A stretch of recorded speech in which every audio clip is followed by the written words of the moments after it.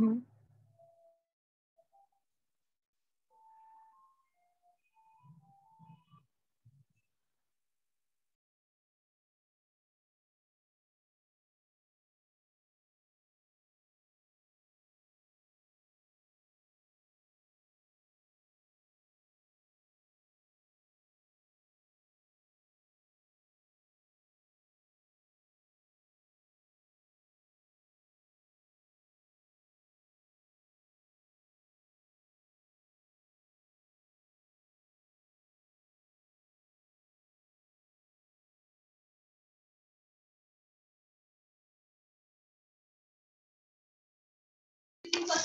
अस्सलाम वालेकुम मैम, आपको आवाज आ रही है?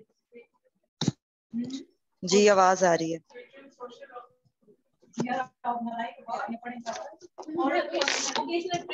सर क्लास स्टार्ट हो गई है वहाँ? हेलो मैम, जी आपको आवाज आ रही है? जी आ रही है आवाज। मैम ये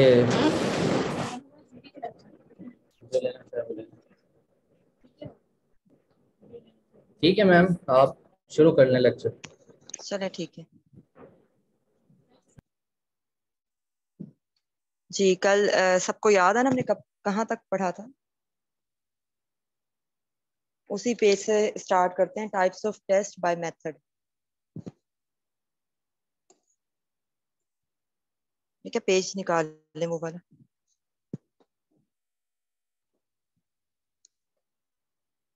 अच्छा, इसमें दो टाइप के हैं। इसमें सिर्फ मैं जनरल बातें आपको बताऊंगी। सप्लाई टाइप टेस्ट और ऑब्जेक्टिव टाइप टेस्ट।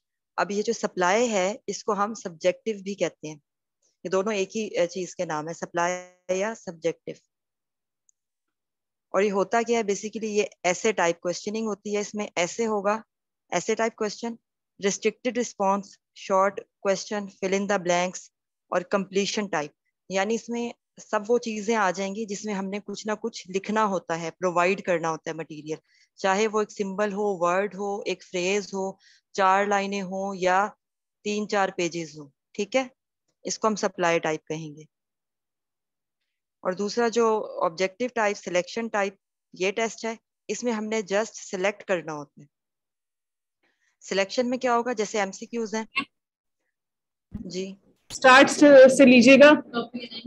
टॉपिक का नेम। आवाज बहुत कम आ रही है। टॉपिक का नेम वही है, टेस्ट की टाइप्स हैं बाय मेथड। Page number 16।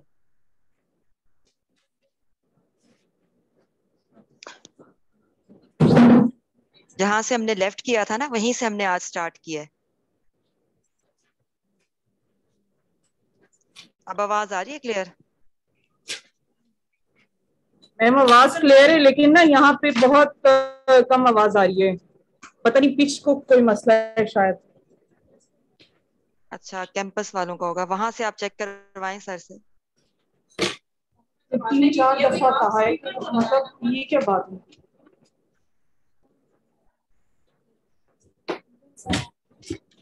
तो एक रिकॉर्डिंग की भी आवाज नहीं आई।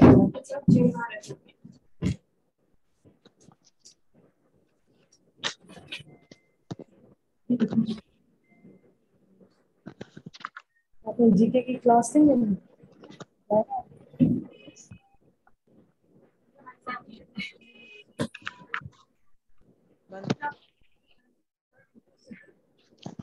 हाँ जी, इशू हुआ है रिजॉल्व कि नहीं? मैम वो कहने गए हैं। अच्छा, वैसे कैंपस में भी आप लोग ज्वाइन कर लें अगर, ज्यादा बेहतर होगा। मैम कैंपस में ही है हम लोग। नहीं, ऑनलाइन ज्वाइन कर लेना आप, तो आपको आवाज ज्यादा क्लियर आ जाएगी।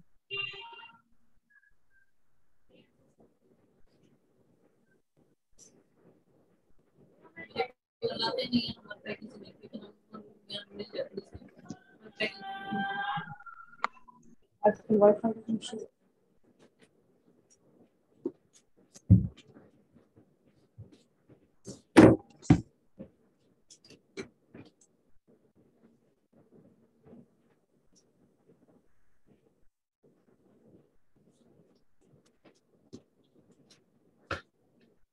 हेलो मैम, आपको आवाज आ रही है? जी आपकी क्लियर आ रही है। ठीक है मैम, आपकी आवाज बहुत हल्की आ रही है। अच्छा यहाँ से बाकियों को मसला नहीं है, ये कैंपस में ही है मसला, वहां नहीं जा रही आवाज, ऑनलाइन मैम यहाँ वालों को तो आ रही है। मैम क्लियर है आपकी आवाज में ऑनलाइन। हाँ वही कैंपस वालों को मसला है। जी ऑनलाइन आवाज बिल्कुल क्लियर आ रही है मैम।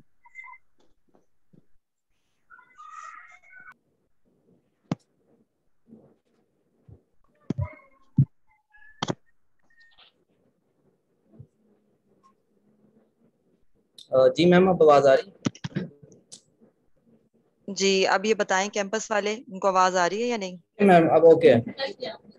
चलें ठीक है। अच्छा types of test by method हम देख रहे थे, इसमें दो तरह के टेस्ट हैं, सप्लाई टाइप और सिलेक्शन टाइप। अब जो सप्लाई टाइप है वो सबसे पहले इसको हम डिस्कस करेंगे। Supply type subjective type test को कहेंगे, और इसके अंदर जो चीजें आ जाएंगी वो साथ आप लिख लें। ऐसे type, restricted response, short answer questions, fill in the blanks, completion type test. ठीक है। अब इन सब चीज जो चार मैंने चीजें आपको बताई हैं, इसमें एक चीज कॉमन है कि हमने कुछ भी प्रोवाइड करना है, सप्लाई करना है, यानी आंसर देना है, चाहे वो एक वर्ड है, चाहे सिंबल है, दो वर्ड है, या फ्रेज है, सेंटेंस है, दो तीन सेंटेंस है, या तीन चार पेजेस हैं, वो हमने खुद से सप्लाई करना है। ठीक है, इसीलिए फिल इन द ब्लैंक्स भी इसी में आई है, जहां पर हमने ब्लैंक को फिल करना होता है खुद से लिखकर। और शॉर्ट आंसर क्वेश्चन भी इसी में आएंगे, जिसमें तीन चार लाइंस उन्होंने रिस्ट्रिक्ट करके हमें दिया होता है कि इससे ज्यादा हम आंसर क्वेश्चन का आंसर नहीं लिख सकते। ऐसे टाइप या एक्सटेंसिव रिस्पॉन्स भी इसी में आएगा, जिसमें कोई बाउंड्रीज नहीं होती, आप जितना चाहें लिख सकते हैं। ठीक है। अब ऑब्जेक्टिव टाइप जो टेस्ट है उसमें क्या होगा, उसमें जस्ट आपने क्लिक करना होता है, यानी आपने एक वर्ड भी नहीं लिखना है, यहाँ पर सिर्फ क्लिक करना है।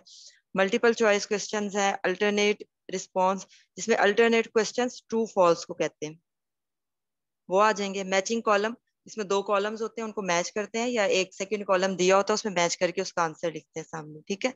अब इन तीनों चीजों में आप देखेंगे कि आपने खुद से कुछ नहीं लिखना, जो पहले से दिया गया आपने उसी को टिक करना है और मार्क करना है। इसको हम कहेंगे सिलेक्शन टाइप या ऑब्जेक्टिव टाइप क्वेश्चन। ठीक है, ये दो चीजें हो गई। अब इसके आगे करेक्टरिस्टिक्स दिए हुए। ऐसे टाइप जो टेस्ट है उसके करेक्टरिस्टिक्स में पहली चीज ये आ जाएगी कि आप ये देखें, जो ऐसे टाइप होगा उसमें आप इजियर होगा प्रिपेयर करने के लिए। जो एग्जामिनर है उसके लिए ये आसान है कि वो तीन चार क्वेश्चन, अगर 50 मार्क्स का पेपर है तो 5 क्वेश्चन, 100 का है तो 10 क्वेश्चन, जैसे पहले हुआ करता था, तो वो दे के अपनी जान छुड़ा लेते थे कि हो गया, सारा कंटेंट उनका कवर हो गया। तो ये इजी है प्रिपरेशन में। एमसीक्यूज अगर हमने इसी में से बनाने होते तो वो 1 1 मार्क के हमें ज्यादा कंटेंट लेना पड़ता है, उसमें कंटेंट सैम्पलिंग ज्यादा होती है, और यहाँ पर कंटेंट सैम्पलिंग बहुत कम होती है। कुछ एरियाज को कवर किया जाता है, कुछ को नहीं किया जाता है। यही वजह है, जब आप पहले एग्जाम्स होते थे तो इम्पोर्टेंट क्वेश्चंस को सिर्फ तैयार किया जाता था, गैसिंग चलती थी। लेकिन जब आजकल के जैसे सिस्टम है 50% एमसीक्यूज आ गए हैं, तो उस वजह से ज्यादा कंटेंट सैम्पलिंग है, तो किसी चीज को हम ओमिट नहीं कर सकते, हर चैप्टर हमें प्रिपेयर करना पड़ता है। ठीक है। सेकंड इसमें थिंग क्या है कि इससे हमें ऑर्गेनाइज कर, अपने आइडियाज को ऑर्गेनाइज करने का टाइम मिलता है। ठीक है, हर इंसान एक ही क्वेश्चन का जब आंसर देगा तो वो अपने तरीके से उसको ऑर्गेनाइज करेगा, उसको अपने ही तरीके से लॉजिक पेश करेगा, क्रिटिसाइज करेगा, जस्टिफाई करेगा, इंटरप्रेट करेगा। तो जब यहाँ ये चीजें हमने चेक करनी हो कि एक एग्जामिनी दूसरे एग्जामिनी से कैसे डिफरेंट है या कैसा अच्छा है, और उसके पास मटेरियल कितना है, वो किस तरीके से प्रेजेंट कर सकता है मटेरियल को, तो उसके लिए हम ऐसे टाइप क्वेश्चन यूज करेंगे, वहां ये बेस्ट है। Logical thinking, critical reasoning, systematic presentation, ये तीन चीजें इसमें चेक होती हैं। ठीक है, किसी चीज को समराइज करना है, ऑर्गेनाइज करना है, उसके लिए यूज होगा। अब ये इसमें है कि गेसिंग नहीं हो सकती, क्योंकि जैसे एमसीक्यूज में हम गेसिंग कर सकते हैं, इसमें यहाँ गेसिंग नहीं है, जो कुछ पढ़ा है उसी को हमने लिखना है। पावर ऑफ एक्सप्रेशन होगी, यानी हम ज्यादा से ज्यादा एक्सप्रेस कर सकते हैं, जितना हम चाहें, जिस बारे में चाहें हम लिख सकते हैं। ठीक है। लिमिटेशन, अब जो इसके स्ट्रॉन्ग पॉइंट्स हैं उसी से ही हम लिमिटेशन लेंगे कि अगर हम ज्यादा एक चीज को एक्सटेंड करके लिख रहे हैं, इसमें रोड मेमोराइजेशन ज्यादा हो जाएगी। जैसे कि पहले आपको याद है कि रट्टेबाजी जिसको कहा जाता है, रोड मेमोराइजेशन, ये बहुत ज्यादा थी। अब जैसे जैसे एमसीक्यूज का यूज बढ़ रहा है तो इसमें कमी आ रही है, ज्यादातर कॉन्सेप्ट बेस्ड क्वेश्चन आ रहे हैं। जैसे आप लोग तैयारी कर रहे हैं, अब एमसीक्यूज अगर ये ना होते, सिंपल हमसे सब्जेक्टिव टाइप टेस्ट दिया जाता तो हम उसी कॉन्सेप्ट को, बुक्स को रट्टे लगा रहे होते कि ये चीजें हमने किस तरीके से लिखनी है, और वैसे की वैसे जो क्वेश्चन आता उसका आंसर लिख देते। अब क्योंकि एमसीक्यूज है तो हमें कॉन्सेप्ट डेवलप करना पड़ा है, हर एक ही कॉन्सेप्ट को वो डिफरेंट तरीके से चेंज करके क्वेश्चंस को हमें चेक करते हैं। दूसरा कंटेंट सैम्पलिंग, यहाँ पर कंटेंट सैम्पलिंग लो है क्योंकि हम ये नेगेटिव पॉइंट्स लिमिटेशन पढ़ रहे हैं, तो इसमें एक रोड मेमोराइजेशन आ जाएगा, दूसरा कंटेंट सैम्पलिंग लो आ जाएगा। सेकंड थर्ड चीज आ जाएगी सब्जेक्टिविटी। यानी सब्जेक्टिविटी में मैंने ये पहले भी बात बताई थी, ऑब्जेक्टिविटी क्या होती है कि चाहे कोई भी एग्जामिनर पेपर चेक करे वो सेम स्कोर करेगा, ठीक है, जैसे कि एमसीक्यूज में होता है। सब्जेक्टिविटी या सब्जेक्टिव टाइप में ये होता है कि हर एग्जामिनर की अपनी पसंद या नापसंद होती है, वो जिस तरीके से चाहे आपके आंसर को मार्क कर सकता है। वही आंसर अगर एक को पसंद आ रहा है तो वो दूसरे को पसंद नहीं आ रहा, तो मार्क्स डिफरेंट हो सकते हैं। जी, गाइड्स और नोट्स को ये चीज प्रमोट करती है, ठीक है, क्योंकि आपको पता होगा पहले ये आईने और इस तरह की हेल्पिंग बुक्स वगैरह चलती थी, इसी वजह से थी कि वहां पर क्वेश्चन के आंसर्स उन्होंने हेडिंग्स के साथ बनाए होते थे, जिससे बच्चे रट्टा लगा के उसको वैसे के वैसे लिख देते थे। दूसरा सब्जेक्टिव है, वही बात आ गई, एग्जामिनर जो है उसके मूड पर डिपेंड करता है, और नेगेटिवली हेल्थ, हमारी हेल्थ पे भी ये असरअंदाज करता है। किस तरीके से, बार बार एक ही चीज को आप रटा जब लगाएंगे तो आप सोचेंगे नहीं कि ये किस वजह से लिखा हुआ है, आपने उसी लाइन को बार बार रिपीट करना है। It is not suitable due two choices. अब ये सुटेबल कैसे नहीं है कि आप ये देखें कि अगर आप इसको यूज करना चाहते हैं तो अकेला आप अगर सब्जेक्टिव टाइप यूज करें तो आप बच्चे को सही तरीके से जज नहीं कर सकते, उसकी एबिलिटीज को आपको मिक्स करके सब क्वेश्चंस यूज करने पड़ते हैं, जैसे आजकल हो रहा है। सजेशन के आगे नीचे आप सजेशन देंगे कि अगर आप इसको यूज करना चाहते हैं तो आप कैसे करेंगे। दो एग्जामिनर जो हैं वो पेपर चेक ना करें, अगर एक ही एग्जामिनर पेपर चेक करेगा तो उससे हम डिफ्रेंसिएशन कर सकेंगे उसके स्कोर्स पर। और आप दूसरी बात वही आ गई कि कुछ सवालों के लिए तो आप ऐसे की तरफ जाएंगे, लेकिन सारा पेपर आप इस पे डिपेंड नहीं कर सकते। तीसरी चीज है कि स्टूडेंट्स के नेम अगर ओमिट कर दिए जाएं, जैसे कि आजकल होता है एग्जाम, बोर्ड के एग्जाम्स में, तो उससे भी इफेक्ट पड़ता है। आउटलाइन एडवांस में ही दे दी जाए कि अगर ये चीज बच्चे इसको फॉलो करेंगे तो उनको इतने मार्क्स मिलेंगे। जैसे कि आजकल आप ये देखें कुछ क्वेश्चंस में साथ ही स्टोरी है या लेटर दिया जाता है, तो उसमें साथ आउटलाइन दी जाती है कि इस एरिया को कवर करना है, तो जिस तरीके से उसको बच्चा कवर करता जाता है उसको मार्क्स दे दिए जाते हैं।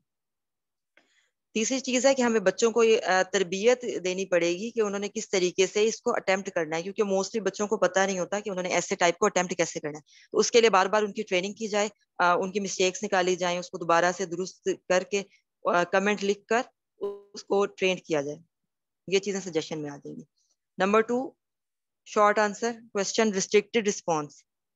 अब ये रिस्ट्रिक्टेड रिस्पॉन्स, इसमें क्या है कि आपने या वर्ड या फ्रेज, नंबर या सिंबल, वर्ड का मतलब एक एक लफ्ज में आंसर, फ्रेज का मतलब होता है ग्रुप ऑफ वर्ड्स, और नंबर कोई नंबर भी हो सकता है, सिंबल भी हो सकता है। जैसे नीचे आप एग्जांपल्स में देखेंगे कि ऑक्सीजन का what is the symbol of oxygen, तो ओ दिया गया है, स्क्वायर रूट ऑफ 64/8 दिया गया है, रेंज की डेफिनेशन बताई है, तो ये फ्रेज हो गया, ठीक है। तो ये चीजें जब 3-4 इस तरह की चीजें हो तो हम उसको कहेंगे शॉर्ट आंसर क्वेश्चन। ये मैथ्स और साइंस के कॉन्सेप्ट में यूज होते हैं। अच्छा जी, नंबर 3 पे कंप्लीशन टाइप आ गए, fill in the blanks. Fill in the blanks में ये भी आप लोगों का सबका इस चीज से पाला पड़ा हुआ है, इसलिए मैं थोड़ा ही आपको एक्सप्लेन कर रही हूँ। इसमें आपने इनकम्प्लीट स्टेटमेंट होता है, इसको आपने एक वर्ड से फिल करना होता है। और दूसरी चीज ये है कि ये लो लेवल ऑफ लर्निंग के लिए यूज होता है। अब ये क्वेश्चन आएगा आपका कि इन्होंने फिल इन द ब्लैंक्स दी होगी और ये मैचिंग कॉलम दिए होंगे, एमसीक्यूज दिए होंगे कि इसमें सबसे ज्यादा जो है सूटेबल क्या है, हम अच्छी लर्निंग किससे ले सकते हैं। इस तरह का कोई भी क्वेश्चन आए तो उसमें एमसीक्यूज पे ही आपने लगाना है, क्योंकि एमसीक्यूज इसमें सबसे ज्यादा हायर लेवल की कॉन्सेप्चुअली भी, और इसके जो लर्निंग की टाइप है इसमें सबसे अच्छी जो हम एमसीक्यू से ही फाइंड आउट कर सकते हैं। ऑब्जेक्टिव टाइप आ गया। अब ऑब्जेक्टिव टाइप टेस्ट में एमसीक्यूज, ट्रू फॉल्स और कॉलम, ये 3 चीजें आ गई। ये मैंने पहले भी लिखाया था। इसको आप सिलेक्शन टाइप टेस्ट भी कह सकते हैं। अच्छा, अब ऑब्जेक्टिव टाइप टेस्ट के जो मेन कैरेक्टरिस्टिक्स हैं, रिलायबिलिटी है, स्पेसिफिसिटी है, ऑब्जेक्टिविटी है, एडिक्वेट कंटेंट सैम्पलिंग। ठीक है, इंपॉर्टेंट चीज है कि कंटेंट सैम्पलिंग ज्यादा होगी। आप एक एक नंबर का आप देखें एमसीक्यूज जब बनते हैं, अब आपका 100 मार्क्स का ये पेपर बनेगा जब पीपीएससी का, तो आप देखेंगे हर जगह से उन्होंने आपको एक एक क्वेश्चन देके आपको जज कर लिया कि आपने ये कॉन्सेप्ट या ये टॉपिक रीड आउट किया या नहीं। ऑब्जेक्टिविटी में वही चीज आ गई कि स्कोर जो है वो सेम रहेगा चाहे कोई भी उसको चेक करे। स्पेसिफिसिटी, स्पेसिफिक एक खास स्पेसिफिक चीज को चेक करने के लिए जो चीज हमारे लिए इंपॉर्टेंट है, हम चाहते हैं कि ऐसे टाइप में तो बच्चे वो चीज ओमिट कर सकते हैं लेकिन यहाँ पर उन्हें उसका आंसर देना पड़ेगा। रिलायबिलिटी हाई होगी इसकी। रिलायबिलिटी क्या है कि आप सेम स्कोर बार बार जब भी आप बच्चे से टेस्ट लें तो आपको सेम रिजल्ट मिले, यहाँ पर ये चीज हाई होगी। एडवांटेजेस क्या हो जाएंगे? पर्सनल ओपिनियन यहाँ इफेक्टिव नहीं होगा, जो बच्चा करेगा उसको उतने ही मार्क्स मिलेंगे। ऑब्जेक्टिविटी हाई होगी, रिलायबिलिटी हाई होगी, और बफलिंग का वर्ड यहाँ यूज हुआ है कि यहाँ पर ड्रेस अप नहीं कर सकेंगे बच्चे अपने आंसर को, वो जैसा जो उनसे पूछा गया है वो स्ट्रेट फॉरवर्ड सिर्फ उसी का आंसर देंगे। राइटिंग स्किल का कोई इन्फ्लुएंस नहीं होगा स्कोरिंग पर। जैसे किसी की राइटिंग अच्छी होती थी उसको पहले अच्छे मार्क्स मिलते थे, किसी ने ज्यादा पेजेस लिखे होते थे उसको अच्छे मार्क्स मिलते थे, ये कहा जाता था, डिफरेंट चीजें थी। तो यहाँ पर ये चीजें इफेक्ट नहीं करेंगी, सिर्फ कॉन्सेप्ट बेस्ड ये पेपर होगा। इससे हम क्या चीज मेजर कर सकते हैं? High order of thinking skill और अंडरस्टैंडिंग या कॉम्प्लेक्स कॉन्सेप्ट्स को हम यहाँ ये तीन चीजें देख रहे हैं, तो पहले ऐसे टाइप में नहीं था। करेक्टरिस्टिक्स ऑफ एमसीक्यूज, अब ये एमसीक्यूज के स्पेसिफिक करेक्टरिस्टिक्स उन्होंने बता दिए हैं कि it consist of a problem and a list of suggested solution. अब इसमें एक प्रॉब्लम होती है जिसको हम स्टेम कहते हैं और नीचे उसके सॉल्यूशंस होते हैं। अब इसमें जो जिसको अल्टरनेटिव चॉइसेस या ऑप्शन कहा जाता है, ये दो चीजें जरा इंपॉर्टेंट है। स्टेम जो प्रॉब्लम होगी, नीचे जो ए बी सी में दिए हुए वो अल्टरनेटिव चॉइसेस या ऑप्शंस होंगे, उसमें एक जो है करेक्ट आंसर होगा जिसको हम आंसर कहेंगे, और बाकी जो तीन होंगे या दो होंगे वो डिस्ट्रैक्टर्स होंगे। ठीक है, ये चीज इंपॉर्टेंट है इसमें। अब ये आगे उन्होंने उसी चीज का दोबारा एग्जाम्पल में दिया हुआ है कि statement of a problem in MCQ is called stem and right answer correct answer in MCQ is called answer. ठीक है, और जो रॉन्ग होंगे उसको डिस्ट्रैक्टर्स कहेंगे।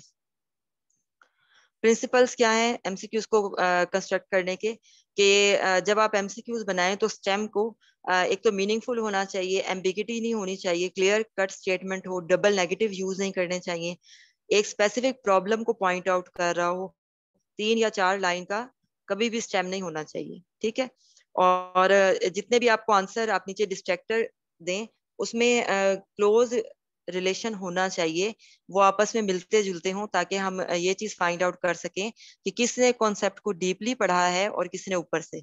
इसलिए ये डीप कॉन्सेप्ट को फाइंड आउट करने के लिए यूज होगा। गैसिंग करेक्शन फार्मूला यहाँ यूज होगा। दूसरा जो है इसकी करेक्टरिस्टिक्स आ गए, करेक्टरिस्टिक्स हैं ट्रू फॉल्स के। अभी अक्सर आ जाता क्वेश्चन कि ट्रू फॉल्स में फैक्चुअल नॉलेज को हम देखते हैं और डिक्लेरेटिव स्टेटमेंट होता है। डिक्लेरेटिव क्या है? बयानिया, यानी एक वर्ड में लिखा जाता है, एक चीज बयान की जाती है और आगे पूछा जाता है क्या ये बयान दुरुस्त है या गलत है। अब यहाँ पर भी हमने नेगेटिव यूज नहीं करना जब हम इसके स्टेटमेंट बनाएंगे ट्रू फॉल्स का। तो इसके लिए हम true false, right wrong correct, yes no, agree disagree ये यूज कर सकते हैं। नॉलेज अंडरस्टैंडिंग जो बिल्कुल सरफेस लेवल की है उसको सिर्फ हम यहाँ पर फाइंड आउट कर सकते हैं।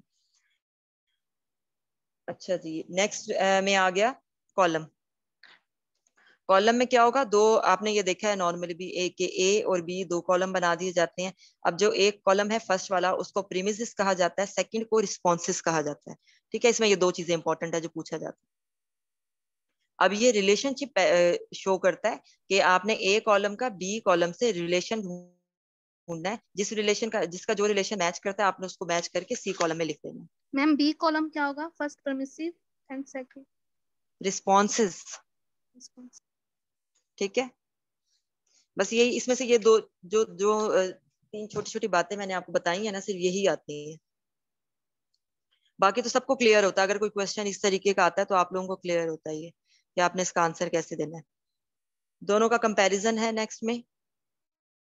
मैम राइटिंग ऐसे टाइप में जी, मैम आपने फैक्चुअल नॉलेज ट्रू फॉल्स के लिए बोला था या फिल इन द ब्लैंक्स के लिए बोला था? ट्रू फॉल्स नहीं, हाँ जी ट्रू फॉल्स के लिए मैंने बोला था ठीक है। जी। डिक्लेरेटिव और फैक्चुअल नॉलेज इसमें आएगा दोनों। अच्छा, अब इसमें डिफरेंस है। डिफरेंस यही है कि उसमें राइटिंग स्किल्स होती हैं, यहाँ पर आप अब कुछ भी एक्सप्रेस नहीं कर सकते ऑब्जेक्टिव में। इजी और इकोनॉमिकल होता है पेपर सेक्टर के लिए, यानी कि अगर आप फोटो स्टेट करवाएंगे तो आपको सिर्फ एक पेज करवाना पड़ेगा, जबकि ऑब्जेक्टिव टाइप जो टेस्ट होता है उसमें काफी पेजेस होते हैं, तो कॉस्ट ज्यादा पड़ती है। ब्लाइंड गेसिंग नहीं होती ऐसे में, जबकि यहाँ पर आप गेसिंग कर सकते हैं। कॉपिंग नहीं हो सकती ऐसे टाइप में, जबकि कॉपिंग ऑब्जेक्टिव टाइप में हो सकती है। ट्रेडिशनली एक्सेप्टेड है ऐसे आइटम्स, शुरू से चलता आ रहा है, शुरू से लोग इसको एक्सेप्ट करते हैं, जबकि ये अब जो न्यू हमारा कॉन्सेप्ट है वो ऑब्जेक्टिव टाइप है। Troublesome for teacher and student, ये जो नया टेस्ट आया मोस्टली टीचर्स को भी ये क्वेश्चंस बनाने नहीं आते कि कैसे हमने पेपर सेट करना है, और स्टूडेंट्स को भी इसको अटेम्प्ट करना नहीं आता, तो उनके लिए ये न्यू चीज है। सैम्पलिंग ऑफ कंटेंट यहाँ लो होगी ऐसे टाइप में, और लार्ज कंटेंट एरिया कवर होगा ऑब्जेक्टिव टाइप में। Select study by the selective study, अब देखें सिलेक्टिव स्टडी इसमें आ जाएगी ऐसे टाइप में, ये इंपॉर्टेंट है, ये तैयार कर लें, ये छोड़ दें, ये कभी एग्जाम्स में नहीं आया, जबकि यहाँ पर स्टूडेंट्स को बहुत ज्यादा स्टडी करना पड़ेगा, हर उसको टॉपिक को कवर करना पड़ेगा। शॉर्टकट्स स्टूडेंट्स यूज करेंगे ऐसे आइटम्स में जो गैसिंग वगैरह यूज होती थी, यहाँ पर आप गैसिंग नहीं यूज कर सकते, क्योंकि मोस्टली सारा पेपर ही पूरी बुक से आता है, तो यहाँ गैसिंग नहीं कर सकते। चले, बाकी सब मेरे ख्याल से वही चीजें रिपीट हो रही हैं जो मैंने भी आपको बताया। इसमें अगर कोई प्रॉब्लम हो तो आप लोग पूछ लेना मुझसे बाद में, रिपीट ही होगी। अब जो इम्पोर्टेंट जो टॉपिक स्टार्ट हुआ है वो अब स्टार्ट हुआ है, जिसमें से मोस्टली क्वेश्चंस आते हैं। कैरेक्टरिस्टिक्स ऑफ टेस्ट, ठीक है। अब इसके अंदर ये इन्होंने 6 चीजें आपको दी हुई हैं: objectivity, differentiability, adequacy, usability, reliability and validity. जो फर्स्ट हमारा कॉन्सेप्ट है वैलिडिटी है। अब वैलिडिटी जैसे कि इसके वर्ड से आप देखें कि वैलिड, कोई चीज किसी चीज में फिट आती है उसको हम वैलिड कहते हैं। जैसे कि अगर आप कोई पेपर सेट कर रहे हैं, सबसे पहले ये चीज है कि अगर आप इंग्लिश का पेपर बना रहे हैं तो क्या आप उसके अंदर मैथ्स के क्वेश्चन देंगे? कभी भी नहीं। आप इंग्लिश की बुक खोलेंगे या इंग्लिश से ग्रामर है या उसके प्रपोजिशन और पार्ट्स ऑफ स्पीच हैं उसको आप कवर करेंगे, आप मैथ्स के क्वेश्चन नहीं देंगे। पहली तो चीज ये आ गई वैलिडिटी में कि टेस्ट वैलिड हो, जिस चीज के लिए टेस्ट लिया जा रहा है उसी को कवर करता हो। तो इसकी डेफिनेशन भी यही है, validity is the degree to which a test measure what it is suppose to measure. जो वो मेजर करने के लिए बनाया गया है, क्या वही चीज वो मेजर कर रहा है? It fulfils the purpose of test, जिस चीज के लिए हमने टेस्ट बनाया है क्या वो पर्पज फिल कर रहा है? अब हमने एक बच्चे के पार्ट्स ऑफ स्पीच का टेस्ट लेना है, लेकिन हम उसे टेस्ट में सारी चीजें ही आउट ऑफ सिलेबस पूछ लें या कंटेंट से बाहर पूछ लें, तो वो तो उस चीज को नहीं टेस्ट कर सकता ना। तो सबसे पहली चीज वैलिडिटी में यही आ जाती है कि जिस चीज का टेस्ट बना रहे हैं सब चीजें उसी में से ली जाए। दूसरा कंटेंट आ जाता है इसके अंदर कि आप हर कंटेंट से, यानी कि ये ना हो कि आपने अगर फर्स्ट चैप्टर उठाया तो पूरा पेपर ही फर्स्ट चैप्टर से बना दें, बाकी सबको आप इग्नोर कर दें। कंटेंट सैम्पलिंग भी इसमें आ जाएगा। तो वैलिडिटी का मेन जो कॉन्सेप्ट यही है कि, और ये सबसे इंपॉर्टेंट इसकी करेक्टर है, जब भी आपके पास 4 या 5 ऑप्शन आते हैं जिसमें से आपने बेस्ट का इंतखाब करना होता है, तो आप हमेशा वैलिडिटी को चूज करेंगे, क्योंकि सबसे अहम यही है। जब वैलिड ही टेस्ट नहीं होगा तो उसकी रिलायबिलिटी या बाकी चीजें तो मैटर ही नहीं करती, जब वो टेस्ट ही उस चीज के लिए नहीं बनाया गया। अब इसके आगे जो टाइप्स हैं 4 हैं: content validity, concurrent validity, construct validity और प्रिडिक्ट वैलिडिटी। अब कंटेंट वैलिडिटी वही चीज आ गई कि आप ये देखें कि आपने जितना भी कंटेंट है उसको कवर किया है या नहीं। ऑब्जेक्टिव्स और कंटेंट में 2 वे चार्ट बनाकर इस चीज को चेक किया जाता है कि जो ऑब्जेक्टिव हमने शुरू में अपने करिकुलम के शुरू में सेट किए थे, तो क्या ये उसको पूरा कर रहा है या नहीं। हर ऑब्जेक्टिव के साथ उसके कंटेंट को हम वेटेज देकर क्वेश्चंस को देखते हैं कि कितने क्वेश्चन हमने किस पार्ट से लेने हैं और पेपर को सेट करते हैं। ठीक है, तो ये रेलिवेंस भी इसको कहा जाता है कि रेलिवेंस हो, पूरी बुक को कवर करे, कवरेज भी इसके लिए वर्ड यूज होता है।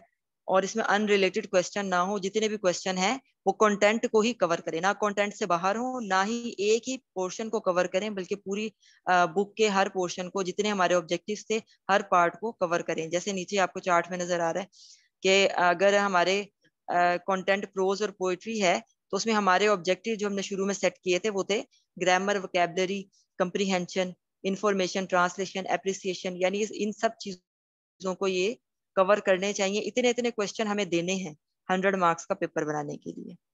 ठीक है। दूसरा है कंस्ट्रक्ट वैलिडिटी।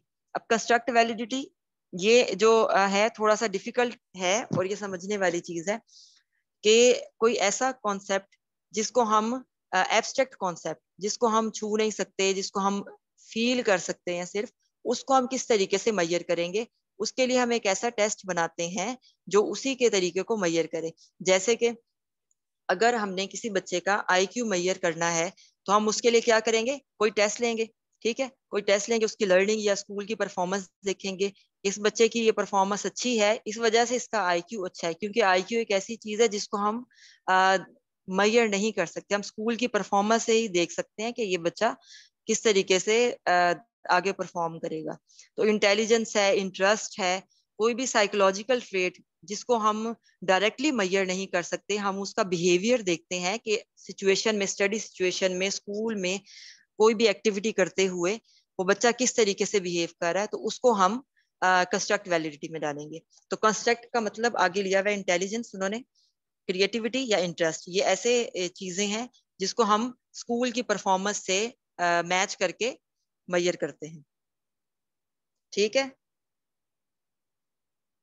अब इसकी जो डेफिनेशन है वो भी देख लें। Construct validity is the degree to which a test measures an intended hypothetical construct.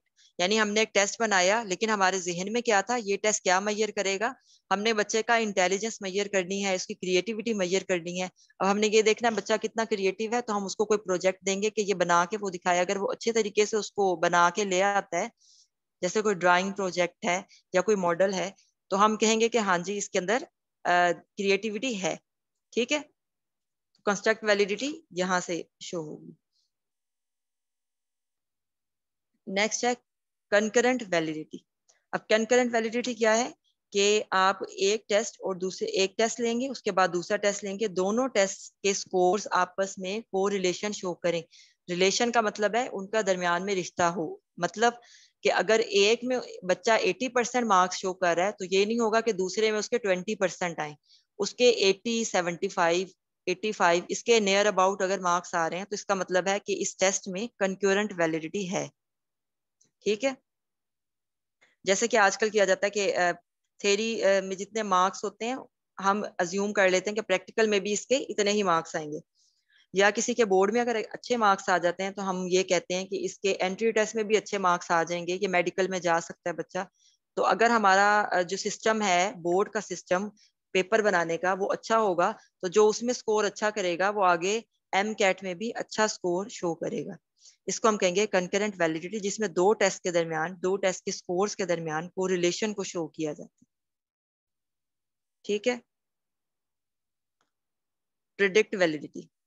अब प्रिडिक्ट वैलिडिटी क्या है कि हमने एक टेस्ट ले लिया, टाइम गैप इसमें आएगा, कुछ अर्सा गुजरेगा, वो कोर्स कंप्लीट होगा, उसके बाद हम रिजल्ट देखेंगे कि हमने जो शुरू में टेस्ट लिया था, हमने कुछ प्रिडिक्ट किया था कि ये बच्चा ये काम कर सकता है, तो क्या एंड में उसने ये कंप्लीट किया या नहीं। ये इस तरह के टेस्ट होते हैं जो प्लेसमेंट के लिए लिए जाते हैं, जो प्री टेस्ट होते हैं इंजीनियरिंग के लिए, एम कैट के लिए, किसी भी कोर्स में जाने के लिए पहले एक छोटा सा टेस्ट लिया जाता है कि क्या ये कोर्स कवर कर सकता है बच्चा, और कोर्स कवर करने के बाद हम ये देखते हैं कि हमारी जो प्रिडिक्शन थी वो सही थी या नहीं। ठीक है, इसको प्रिडिक्ट वैलिडिटी कहेंगे कि इस टेस्ट में प्रिडिक्ट वैलिडिटी थी, ये टेस्ट जो हमने बनाया था इसने बिल्कुल दुरुस्त प्रिडिक्ट किया है कि फ्यूचर में ये बच्चा अच्छा परफॉर्म कर रहा है। इसमें एक कॉन्सेप्ट दिया हुआ नहीं है लेकिन आप ये नोट कर लें, फेस वैलिडिटी। फेस वैलिडिटी क्या होती है, ये सबसे वीकर लेवल की, सरफेस लेवल की वैलिडिटी है, सब्जेक्टिव है। ये होती क्या चीज है कि एक्सपर्ट्स को, जैसे कि आप अगर आप थीसिस कर रहे हैं तो आप क्वेश्चनेयर बनाते हैं, आप जाके अपने सुपरवाइजर को दिखाते हैं तो वो आपको देखकर सिर्फ बता देता है कि हाँ जी ठीक है आपने सही क्वेश्चनेयर बनाया है। तो एक्सपर्ट कोई देखकर सिर्फ अपना ओपिनियन दे दे तो उसको हम कहेंगे face validity.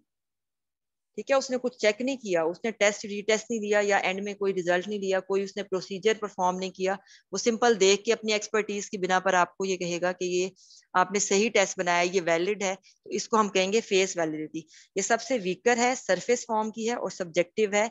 It is only by experts, ये वर्ड्स आ जाते हैं। ठीक है, क्लियर हो गया?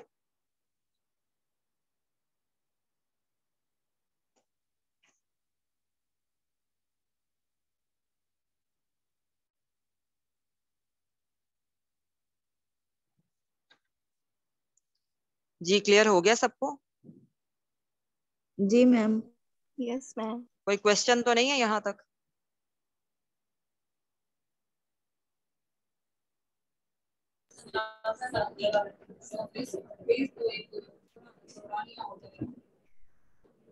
कोई क्वेश्चन है किसी का तो पूछ लें।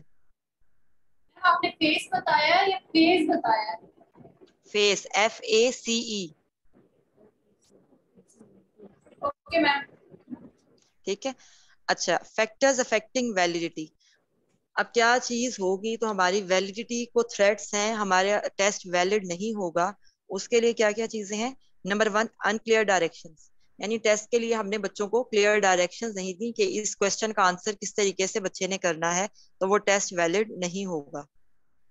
ठीक है, एक हमने क्वेश्चन दे दिया, यही शो नहीं किया कि ये सब्जेक्टिव टाइप है, शॉर्ट है, लॉन्ग है, किस तरह से इसको आंसर करना है, किस किस एरियाज को कवर करना है, तो उसको हम कहेंगे कि ये टेस्ट वैलिड नहीं है।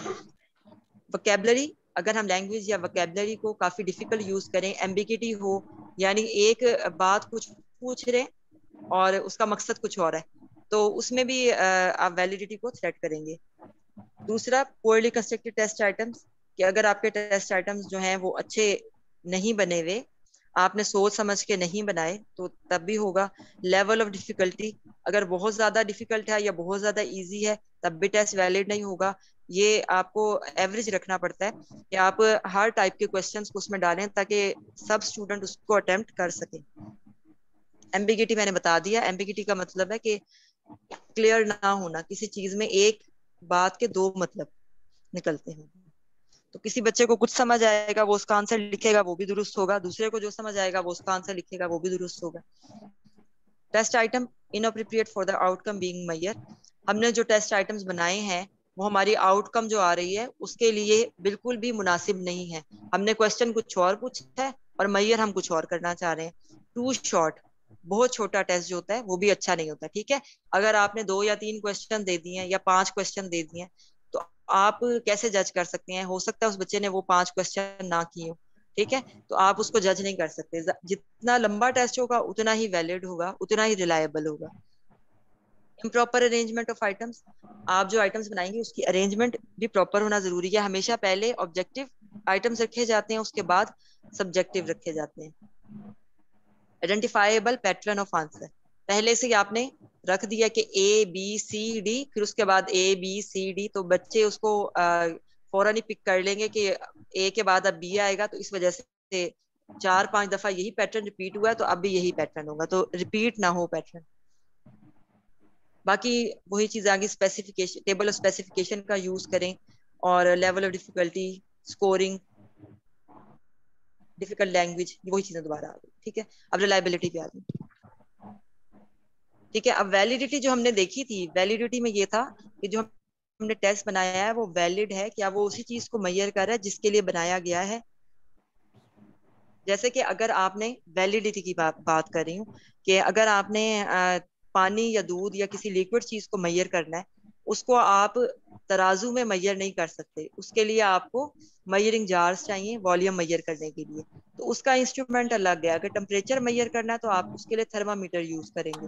हर चीज की मेजरमेंट के लिए उसका अलग एक इंस्ट्रूमेंट होता है, ये वैलिडिटी में आ जाएगा। अब रिलायबिलिटी क्या है कि आप बार बार एक ही चीज, एक ही स्कोर हासिल करें, तो इसका मतलब है टेस्ट रिलायबल है। आपने एक टेस्ट लिया, आपको एक स्कोर मिल गया एक बच्चे का, फिर आपने दोबारा वो टेस्ट लिया, फिर आपके पास स्कोर आ गया, अगर वो दोनों स्कोर मैच करते हैं, इसका मतलब है टेस्ट रिलायबल है, आप इस पर भरोसा कर सकते हैं क्योंकि ये बार बार सेम रिजल्ट दे रहा है। ठीक है। Reliability is the degree to which a test consistently measure which it measures. Consistently यानी मुसलसल वो सेम हमें रिजल्ट देगा, बार बार हम लेंगे सेम रिजल्ट देगा। जैसे कि गैट का मैंने आपको बताया था, इस तरह के जो टेस्ट होते हैं, इंटेलिजेंस टेस्ट होते हैं जिसमें आईक्यू मेजर करते हैं, इसमें आप देखें कि एक ही वैल्यू बार बार भी आप टेस्ट करेंगे ना तो आपको सेम वैल्यू आएगी, ये नहीं होगा कि चेंज हो, तो वो रिलायबल टेस्ट होते हैं। इसकी जो टाइप्स हैं 4 हैं। Test, re test, equivalent form, split half और आई थिंक 3 दी हुई है। ठीक है 3 है। मैम अच्छा जी जी। मैम मैम रिलायबिलिटी को एक दो फिर बता दें कि एक ही बच्चे से हम डिफरेंट टेस्ट लेंगे डिफरेंट टाइम में। ये अभी मैं इसको एक्सप्लेन करती हूँ। रिलायबिलिटी में क्या होता है कि टेस्ट की रिलायबिलिटी देखनी है, बच्चे की रिलायबिलिटी नहीं देख रहे हम इसके अंदर।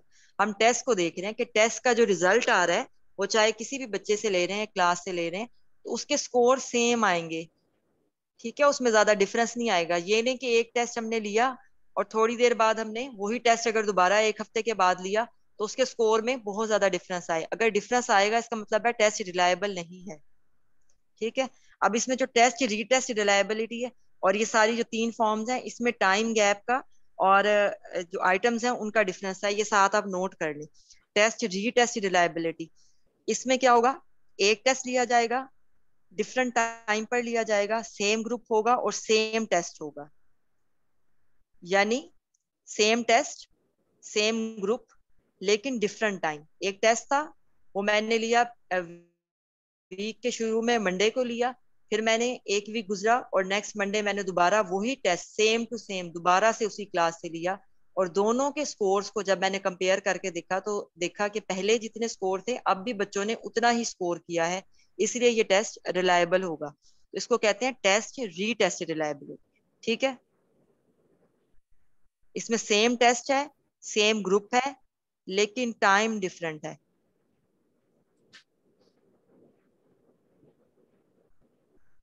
अब इक्विवेलेंट फॉर्म रिलायबिलिटी, इसमें क्या होगा, इसमें डिफरेंट होंगे टेस्ट, आइडेंटिकल होंगे लेकिन डिफरेंट होंगे। अब आइडेंटिकल और डिफरेंट का क्या मतलब है कि जैसे आप देखें कायदे आजम कहाँ पैदा हुए, एक टेस्ट में हमने ये क्वेश्चन दे दिया, दूसरे टेस्ट में हमने ये क्वेश्चन लिखा कायदे आजम का मिजार कहाँ है।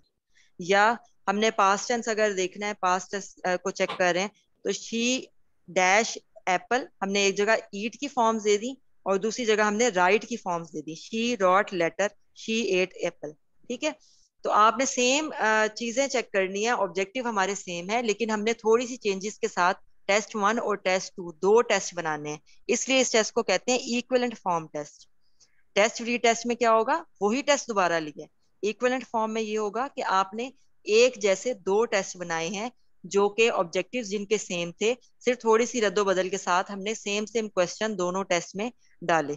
अब हम इसको क्या करेंगे, सेम टेस्ट, ये टेस्ट लेकर एक ही टाइम में हम क्लास को देंगे। ठीक है। आपने एक क्लास को देना है और टेस्ट चेक करना है, फिर आपने दूसरा टेस्ट देना है और उसको चेक करना है। अगर दोनों के स्कोर सेम हुए तो इसका मतलब है कि इसमें रिलायबिलिटी इक्विवेलेंट फॉर्म रिलायबिलिटी है।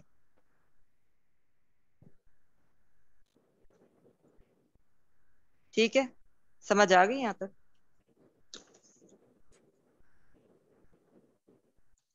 हाँ जी, आगे आप देखें, ये नेक्स्ट पेज पे उन्होंने बताया हुआ है कि फॉर्म ए जी। ये ईट और राइट का आपने क्या कंसेप्ट दिया है, ये समझ नहीं आया मुझे।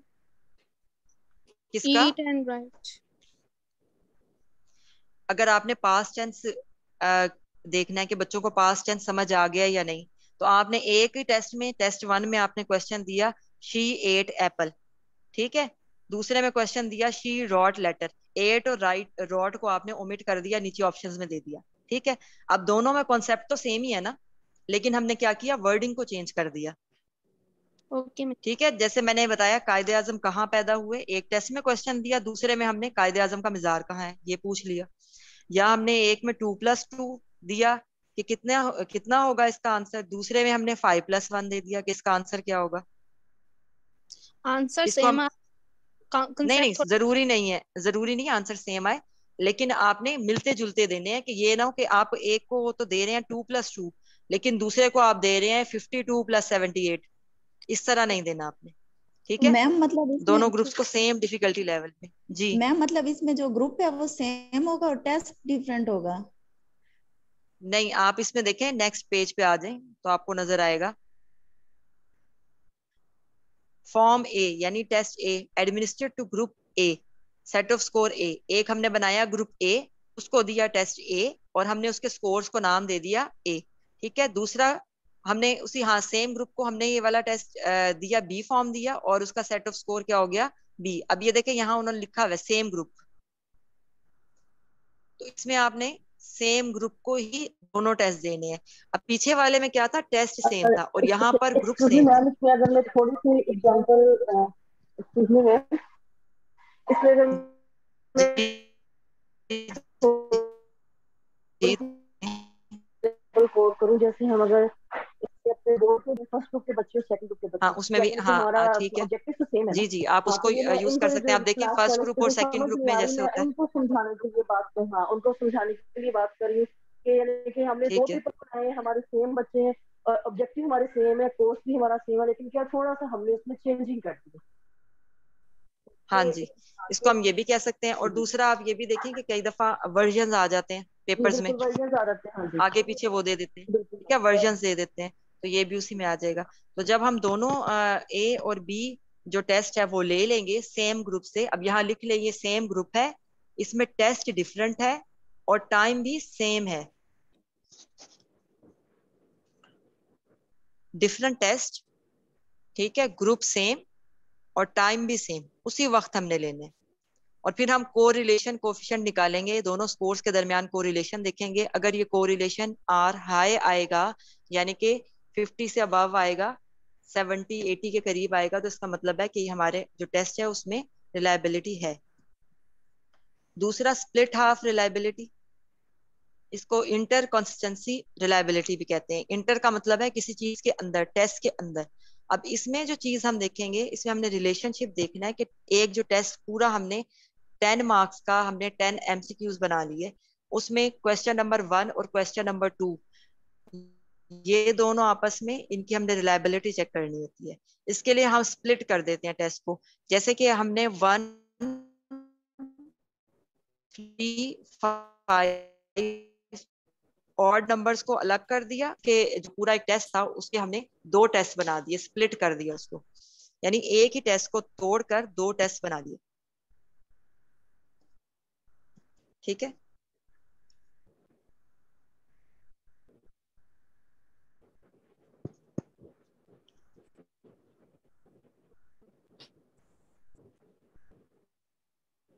फिर उनका हमने टेस्ट लिया उन्हीं बच्चों से, तो ऑड वालों का क्या, ऑड वालों का जो रिजल्ट आएगा, इवन वालों का जो रिजल्ट आएगा, उसको को रिलेट करके देखेंगे इसमें कोरिलेशन हाई है या नहीं। नीचे उन्होंने फार्मूला दिया हुआ है, स्पेयरमैन ब्राउन प्रॉफिट फार्मूला। अब इसका जो फार्मूला है वो है 2 पॉइंट, यानी 2 इंटू आर हाफ है, ये 1/2 जो है ये आर का हाफ है, और नीचे 1 प्लस आर हाफ। ये फार्मूला कई दफा पूछ लेते हैं, ये हमें हाफ की वैल्यू देता है। अब ये नीचे जो कुडर रिचर्डसन फार्मूला आएगा, ये हमें फुल, ये हाफ वैल्यू देता है और ये हमें फुल की वैल्यू देता है, इसको हमें कन्वर्ट करना पड़ता है, इसी टेस्ट के लिए यूज होता है। इसमें से इतना क्वेश्चन आते नहीं है, ये फार्मूला बस पूछ लेते हैं, ये 2r 1 प्लस r का। जी मैं यही पूछ रही थी किस तरीके से आएगा, आपने बता दिया। जी ठीक है,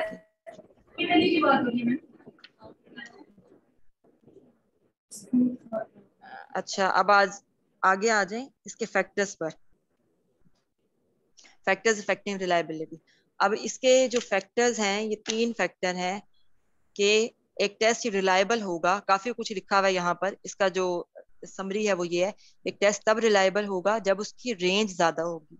रेंज का मतलब काफी आइटम्स होंगे, ठीक है, हाई स्कोरर, लो स्कोरर, वो सब इसको कवर कर सकेंगे। तो आप इसकी जब रेंज ज्यादा होगी, स्प्रेड ज्यादा होगी, तो रिलायबल होगा। होमोजीनियस आइटम्स यानी सेम आइटम्स होंगे, डिफरेंट नहीं होंगे, ज्यादातर आइटम जो है वो आपस में मिलते जुलते होंगे, तो उसको हम कहेंगे ये रिलायबल है। लेंथ, जितना ज्यादा लंबा टेस्ट होगा वो रिलायबल होगा। अब ये चीज, तीन चीजें जो है ना, ये जब ज्यादा होंगी तो टेस्ट रिलायबल होगा। इनमें से एक या दो चीजें जरूर पूछ लेते हैं कि रेंज पर ये रेंज से डायरेक्टली प्रोपोर्शन क्या है, क्या चीज बढ़ेगी तो रिलायबिलिटी बढ़ेगी, अगर ये लेंथ बढ़ेगी, होमोजेनिसिटी बढ़ेगी, रेंज बढ़ेगी तो रिलायबिलिटी भी बढ़ेगी, और अगर ये तीनों चीजें कम होंगी तो रिलायबिलिटी भी कम होगी। ठीक है, दोबारा रिपीट कर दीजिएगा प्लीज। लेंथ, होमोजेनेसिटी और रेंज। यदि बढ़ेगी तो रिलायबिलिटी भी बढ़ेगी। हाँ जी, इनका डायरेक्टली प्रोपोर्शन है, इनके साथ डायरेक्ट रिलेशन है इनके साथ। ठीक है, नीचे इसको एक्सप्लेन उन्होंने किया हुआ है, हर पॉइंट को उन्होंने फार्मूलाज में लगा के आपको वैल्यूज बताया हुआ कि कैसे रिलायबिलिटी बढ़ेगी अगर लेंथ बढ़ेगी। तो क्वेश्चंस यही आते हैं कि लेंथ और रिलायबिलिटी का क्या आपस में रिलेशन है, रेंज और रिलायबिलिटी का क्या रिलेशन है। तो इन सब का डायरेक्ट रिलेशन है, अगर ये बढ़ेंगे रिलायबिलिटी बढ़ेगी, अगर ये कम होंगे तो रिलायबिलिटी कम होगी। ठीक है, ऑब्जेक्टिव।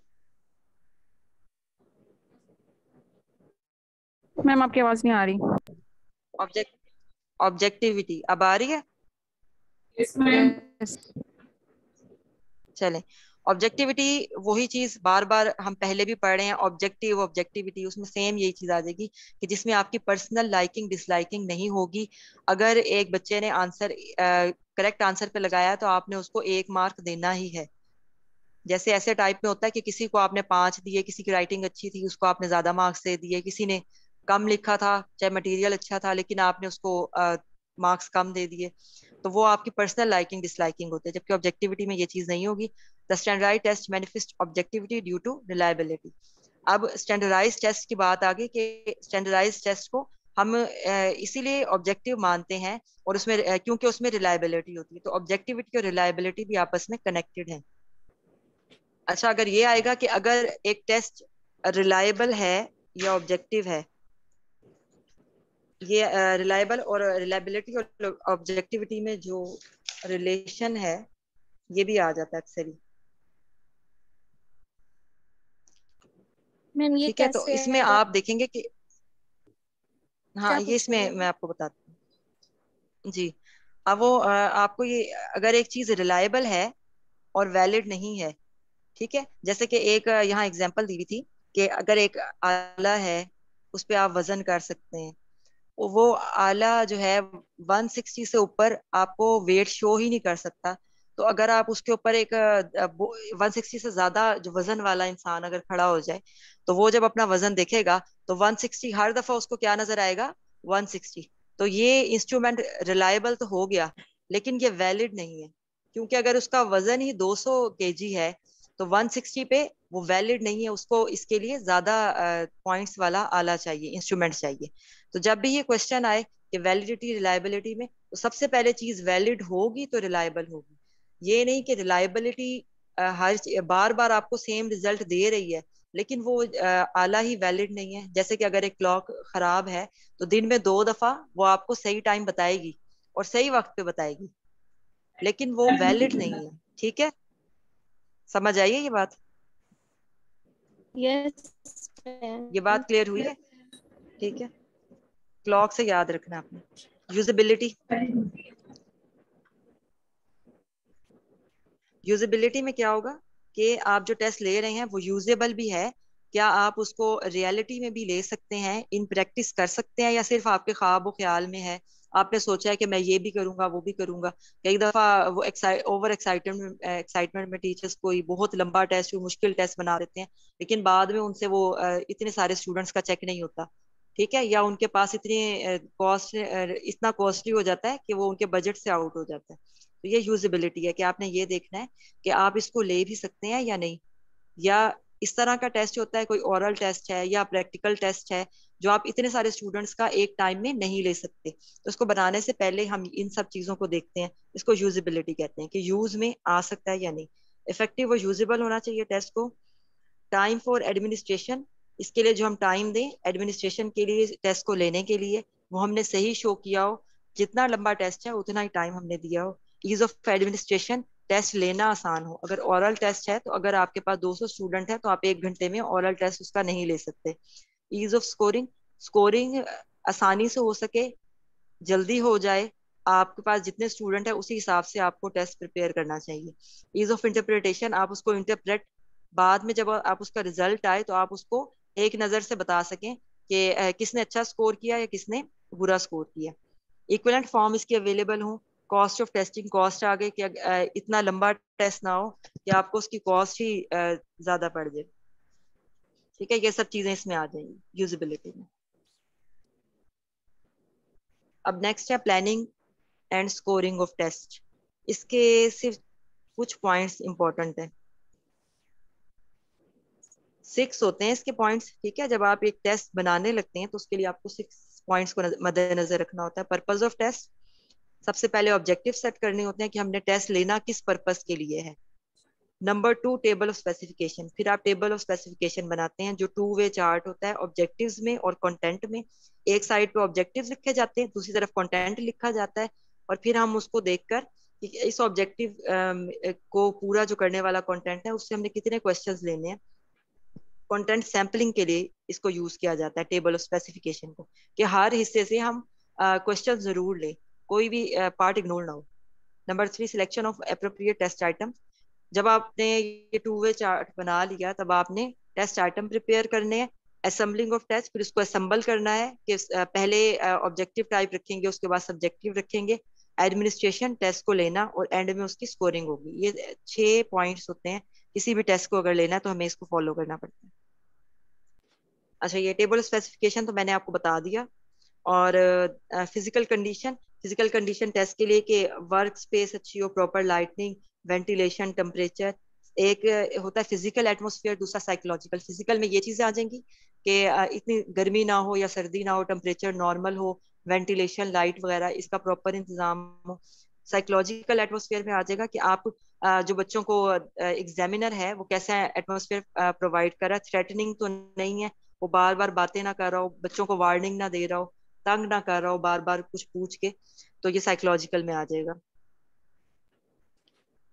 अच्छा जी, डेवलपमेंट ऑफ टेबल स्पेसिफिकेशन, ये इन्होंने डेवलपमेंट बताई हुई है, इसमें से इतना क्वेश्चन आते नहीं है। एक चीज यहाँ वेटेज की जो है ना वो देख लें, नेक्स्ट पेज पे 32। ये इसमें से ये क्वेश्चन आया था। अब ये नीचे एक फार्मूला दिया हुआ है, टोटल नंबर ऑफ आइटम्स या marks multiply by number of pages और divided by total number of pages in the book. यानी कि सपोज आपकी बुक में पेजेस हैं 250, ठीक है, और आपने पेपर बनाना है 100 मार्क्स का जिसमें 100 क्वेश्चंस होंगे। तो आपने निकालना है कि number of pages in the topic, कितने पेजेस टॉपिक से आप कितने टॉपिक आपका कवर कर रहा है। यानी कि अगर आपने सपोज पहला चैप्टर है, फर्स्ट है, क्लासिफिकेशन है, साइंस में अगर आप क्लासिफिकेशन ऑफ ऑर्गेनिज्म ले लें तो वो 5 पेजेस हैं, ठीक है। Number of pages in the topic कितने हैं, 5 हैं, और आपने कितने आइटम्स बनाने हैं, 100, और टोटल बुक के कितने पेजेस हैं, 250। तो आप क्या करेंगे, जब इसको डिवाइड करेंगे तो आंसर क्या आएगा, 2। यानी आपको इस टॉपिक से 2 क्वेश्चन लाजमी लेने हैं। ये रूल होता है पेपर बनाने का कि आपकी बुक में जितने पेजेस वो टॉपिक कवर कर रहा है, आपने उसमें से कितने एमसीक्यूज या कितने क्वेश्चंस उठाने हैं लाजमी, ठीक है। ये फॉर्मूला पूछा हुआ था एक दफा। मैम मार्क्स में क्या लिखेंगे? मार्क्स या आइटम्स 100, ये मैंने टोटल एग्जांपल नंबर, दिया। Ma'am total total number number of of, item, हाँ जी, आइटम्स भी आप ये देखिए ना, 100। आपने पहले ही सोच लिया कि मैंने 100 नंबर का पेपर बनाना है, ठीक है। ठीक है। आपने सोचा 100 नंबर का पेपर है, अब इसमें से इस टॉपिक में से मैं कितने क्वेश्चन लूं, अच्छा अच्छा, ठीक है ठीक ठीक है है। ठीक है। तो आप जी मैम, हो गया। देखेंगे कि उस टॉपिक ने कवर किए हैं 5 पेजेस और पूरी बुक ने ठीक कवर किए हैं 250 पेजेस। जब आप उसको ठीक करेंगे डिवाइड तो आंसर आ जाएगा 2, यानी आपने इसमें से 2 क्वेश्चन, ठीक है। ठीक इसको ठीक है। कहते हैं वेटेज, ठीक है। ये जरा इंपॉर्टेंट था, बस बाकी वही चीजें रिपीट हो रही हैं। अब एक आ जाए उससे नेक्स्ट पेज पे 34 पे।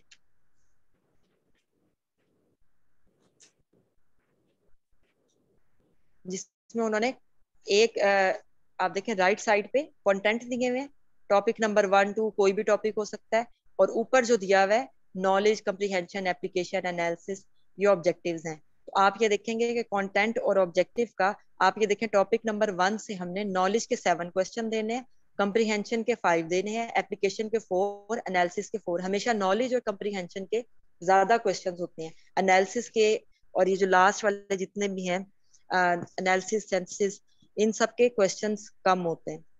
तो आप ये क्वेश्चंस का अंदाजा लगा के आप ये देखें, जब सारे टॉपिक के आए तो नीचे नॉलेज के 30 बने, कंप्रीहेंशन के 33, एप्लीकेशन के 22, एनालिसिस के 15, और टोटल आपका 100 मार्क्स का पेपर तैयार हो गया। इसको हम कहेंगे टेबल ऑफ स्पेसिफिकेशन। ठीक है, ये आपको बताता है कि आपने किस ऑब्जेक्टिव को किस टॉपिक से कितने मार्क्स में कवर करना है, तो कितने आइटम्स आप यूज करेंगे। ठीक है, क्लियर हो गया। अब नेक्स्ट जो आ गई है रूब्रिक्स आ गई। Ma'am please kindly table of specification को फिर रिपीट कर दें। अच्छा, टेबल ऑफ स्पेसिफिकेशन में आप देखेंगे कि राइट कॉर्नर पे आपको कंटेंट नजर आ रहा है। कंटेंट क्या है कि टॉपिक्स क्या है या चैप्टर्स हमारे, या जो भी एरियाज हैं, चैप्टर नंबर भी आप यहाँ पर दे सकते हैं। और ऑब्जेक्टिव्स में क्या आ जाएगा, हमारे ऑब्जेक्टिव, जैसे ब्लूम टेक्सोनोमी, सोलो टेक्सोनोमी में आपने पढ़े हैं ना ऑब्जेक्टिव्स, तो यहाँ पर हमने उसी ऑब्जेक्टिव को लिया कि नॉलेज बेस्ड क्वेश्चन हमारे कितने होंगे, कंप्रीहेंशन बेस्ड कितने होंगे, एप्लीकेशन बेस्ड कितने होंगे।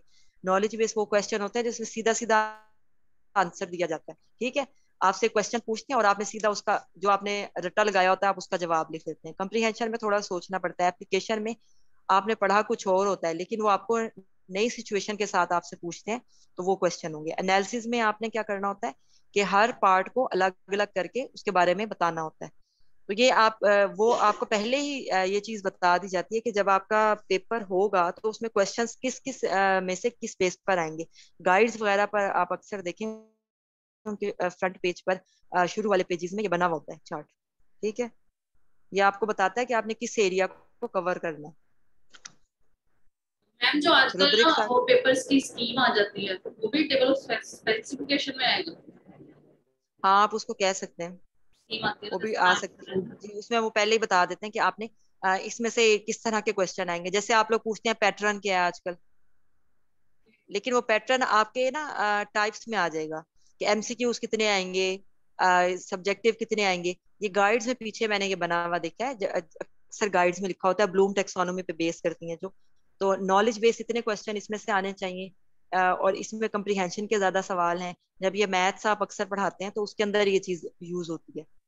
मैम ठीक है, वो किस तरीके से हमसे पूछ सकता है ये इस टेबल का किस तरीके से क्वेश्चन बना सकते हैं? ये आपसे ये पूछते हैं कि टेबल ऑफ स्पेसिफिकेशन की डेफिनेशन पूरी दे देंगे, is a two way chart between objectives and content.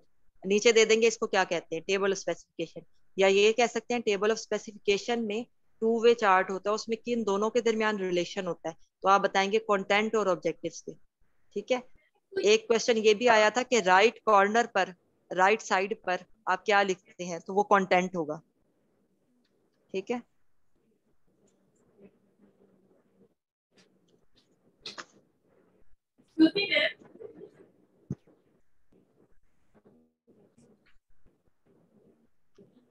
अच्छा रूब्रिक्स पे आ जाएं आप। मैम जी जी बताएं। मैम ये टेबल ऑफ स्पेसिफिकेशन में जैसे ये पीपीएससी का भी हमें बताया होता है कि 20% जो है ये हमारा जनरल नॉलेज होगा और 80% जो है ये सब्जेक्ट रिलेटेड होगा, ये भी इसी में आ जाएगा। आप देखें आपका सब्जेक्ट से जब क्वेश्चन आते हैं ना, जब आप पेपर अटेम्प्ट करेंगे तो कुछ क्वेश्चन बिल्कुल सीधे सीधे आ जाएंगे कि आप कहेंगे, जैसे मैंने आपको बताया है कि टेबल ऑफ स्पेसिफिकेशन की डेफिनेशन आई हुई है, नीचे आपको उन्होंने दिए हुए हैं 3-4, तो इसको हम कहेंगे नॉलेज बेस। ठीक है, और कुछ क्वेश्चन ऐसे आएंगे कि वो बहुत ज्यादा आपको घुमा फिरा के आपसे पूछेंगे। जैसे उन्होंने आपसे पूछ लिया कि कुछ वैल्यूज दे दी, इसका मीन आप निकाल के बताएं, तो वो आप आ जाएगा एप्लीकेशन बेस। ठीक है, ये होता है। आगे से ये डिविजन्स आपको बताते हैं कि कितने हमने नॉलेज बेस देने हैं, यानी 10 से 15 उन्होंने नॉलेज बेस दे दिए, कुछ उन्होंने 20 आपको क्वेश्चन दे दिए एप्लीकेशन बेस। ये उन्होंने सोचा होता है दिमाग में कि हमने कितने इनसे नॉलेज बेस पूछने, कितने कंप्रीहेंशन बेस पूछने। ये आ जाएगा, वो वेटेज होती है जो आप बता रहे हैं। वो आप वो ये होता है कि आप जीके से इतने आएंगे, और आपके सब्जेक्ट से इतने आएंगे। लेकिन सब्जेक्ट के अंदर भी आप देखेंगे कि नॉलेज बेस्ड जो होते हैं वो सीधे सीधे क्वेश्चन होते हैं, और कुछ क्वेश्चन होते हैं वो काफी घुमा फिरा के आपसे पूछे जाते हैं, तो वो एप्लीकेशन बेस्ड होते हैं। हायर ऑर्डर ऑफ थिंकिंग उसके अंदर रिक्वायर होती है। ठीक है, उसकी डिविजन्स आप देखेंगे तो वो आपको तब पता चलेगा। अक्सर पेपर्स आप देखें तो कुछ क्वेश्चन जो बच्चे कहते हैं बहुत इजी थे, वो नॉलेज बेस्ड होते हैं। कुछ जो है वो बिल्कुल किसी को भी नहीं समझ आ रहे होते, वो होते हैं एप्लीकेशन या कम्प्रीहेंशन बेस्ड। ठीक है, अच्छा रूब्रिक्स आ गई। रूब्रिक्स ये भी आपको आइडिया होगा कि ये यूज होती है सब्जेक्टिव टाइप टेस्ट में, पेपर्स को चेक करने के लिए। यानी कि जब आप एक क्वेश्चन सब्जेक्टिव टाइप कोई क्वेश्चन देंगे, सपोज एक ऐसे दे दिया या पैराग्राफ राइटिंग है, तो उसके लिए वो पहले ही आपको क्राइटेरिया दे देते हैं कि अगर बच्चे ने इन इन चीजों को फॉलो किया है तो आपने उसको कितने मार्क्स देने हैं। जैसे कि अगर उसने बाउंड्री ड्रॉ की हुई है तो उसके कितने मार्क्स हैं। अगर उसको ये पता है कि मैंने किस तरीके से स्टार्ट करना है पैराग्राफ, पहला वर्ड कैपिटल आएगा। कंप्रीहेंशन का उसको पता है, उसे प्रेपोजिशन का पता है, उसे पता है कि मैंने जो फुल स्टॉप कहाँ लगाना है, कॉमा कहाँ यूज करना है, तो उसके लिहाज से उन्होंने आपको बता दिया होता है कि आपने किस तरह से मार्क्स को डिवाइड करना है। अब रूब्रिक्स की जो है टाइप्स दो तीन इन्होंने यहाँ पर दी है,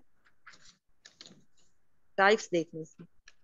एनालिटिकल, पेज नंबर 37 पे, एनालिटिकल रूब्रिक्स ये वो है जो साइट पे बनी हुई है, आपको नजर आ रही होगी पिछले पेज पर 36 पर। अब इसमें क्या होता है, इसमें उन्होंने एक एक चीज को, ग्रामर को, पंक्चुएशन को अलग अलग बता दिया कि अगर बच्चे ने ये चीज सही किया तो आपने इतने मार्क्स उसको देने हैं। इसमें एनालिसिस का मतलब होता है हर चीज को उन्होंने तोड़कर हर चीज का अलग अलग मार्क दे दिया, यहाँ पर आपको बता दिया। डेवलपमेंटल रूब्रिक्स जो होती है वो ये है कि आपने देखना है कि बच्चे ने किस हद तक क्वेश्चन का आंसर दिया है। यहाँ पर आप 100% मार्क्स, 100 मार्क्स किसी से नहीं आप अज्यूम कर सकते कि बच्चा 100 ले लेगा। आपने सिर्फ ये देखना कि किस हद तक वो इस क्वेश्चन को अटेम्प्ट कर रहे हैं। ठीक है, तो जब किस हद तक की बात हो तब आप यूज करेंगे डेवलपमेंट रूब्रिक्स, कि पहले बच्चे ने अच्छा काम नहीं किया था, अब थोड़ी सी इंप्रूवमेंट है, उसके लिए डेवलपमेंटल रूब्रिक्स यूज होती है। इनकी सिर्फ डेफिनेशन, इसमें से कभी क्वेश्चन आया नहीं, सिर्फ रूब्रिक्स का आ जाता है कि रूब्रिक्स यूज कहाँ होती है। ठीक है, सब्जेक्टिव टाइप में यूज होती है, इसमें से कभी क्वेश्चन आया नहीं है। होलिस्टिक रूब्रिक्स, इसमें क्या होगा कि आपने पूरा क्वेश्चन पढ़ा और उसको पढ़कर बच्चे को नंबर दे दिए। अब ये नॉर्मली कहाँ होता है, जैसे हम लोग यूज करते हैं क्लासरूम टीचिंग में, कि हमने पूरा क्वेश्चन पढ़ा तो हमारे जहन में होता है कि हाँ इसने बाकियों से अच्छा लिखा है तो हम उसे अच्छे मार्क्स दे देते हैं। ये होलिस्टिक आ जाएगा। ठीक है, तो ये तीन थी। होलिस्टिक, जब पूरा सवाल पढ़ के हम मार्क्स दे दें। डेवलपमेंटल में हम बच्चे की डेवलपमेंट चेक करते हैं कि बच्चे ने किस हद तक डेवलपमेंट की है, पहले कैसा था और अब कैसा है। एनालिटिकल बाय पार्ट्स होती है, एक एक चीज के अलग अलग मार्क्स दिए जाते हैं। ठीक है, जब आप देखें पेपर्स आते पेपर जब चेकिंग के लिए जाते हैं ना तो वो आपको रूब्रिक्स प्रोवाइड करते हैं। अब भी जो पैक के एग्जाम्स वगैरह हुए हैं उसके लिए वो रूब्रिक्स प्रोवाइड उन्होंने की थी, जिसमें उन्होंने एक एक पॉइंट का लिखा हुआ था कि अगर एक बच्चे ने मैथ में शेप बनानी है, जैसे कि ट्रायंगल को ड्रॉ करना है, तो अगर बच्चे ने सिर्फ पॉइंट्स भी लगाए हैं ना, पहली लाइन के ए बी अगर लाइन ड्रॉ करना है उसके पॉइंट लगाए, तब भी उसको हमने 1 मार्क देना है। अगर उसने ए और बी पॉइंट को मिला दिया है और उसके नाम दे दिए तो हमने 2 पॉइंट देंगे। ऐसे ट्रायंगल पूरी बना ली है और उसके नाम नहीं दिए तो उसको 4 देने हैं। और अगर उसने ए बी सी डी उसके नेम और साथ उसकी लेंथ वगैरह को सब कुछ डिफाइन किया तो हम उसको 5 मार्क्स पूरे देंगे। ठीक है, इसको रूब्रिक्स कहते हैं। वो हमें गाइडलाइन दे देते हैं कि आपने पेपर किस तरीके से चेक करना है। क्लियर हो गया? चले अब नेक्स्ट जो है, टाइम कब तक है?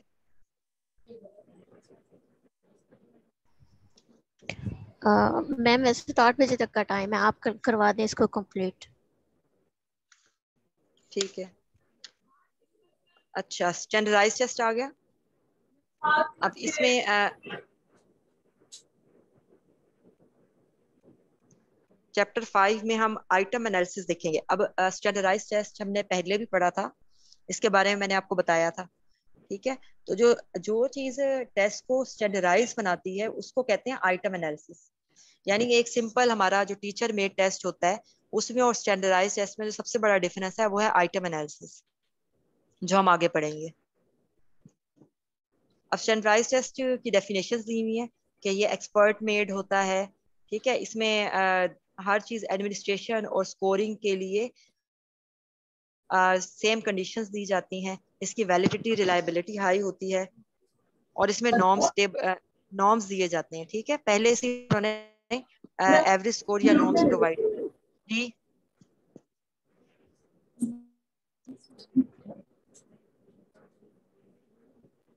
कोई कुछ कहना चाह रहा है?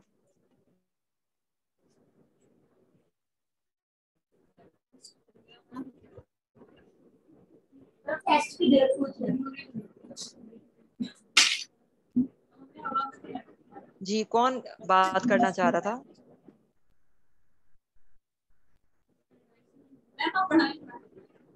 अच्छा, चले, स्टैंडर्डाइज टेस्ट का मैंने पहले भी लिखवाया था कि आप इसके साथ ही सर्कल में स्टैंडर्डाइज टेस्ट लिख के ना इसके की पॉइंट साथ ही लिख लिया करें। इसमें होता क्या है, सेम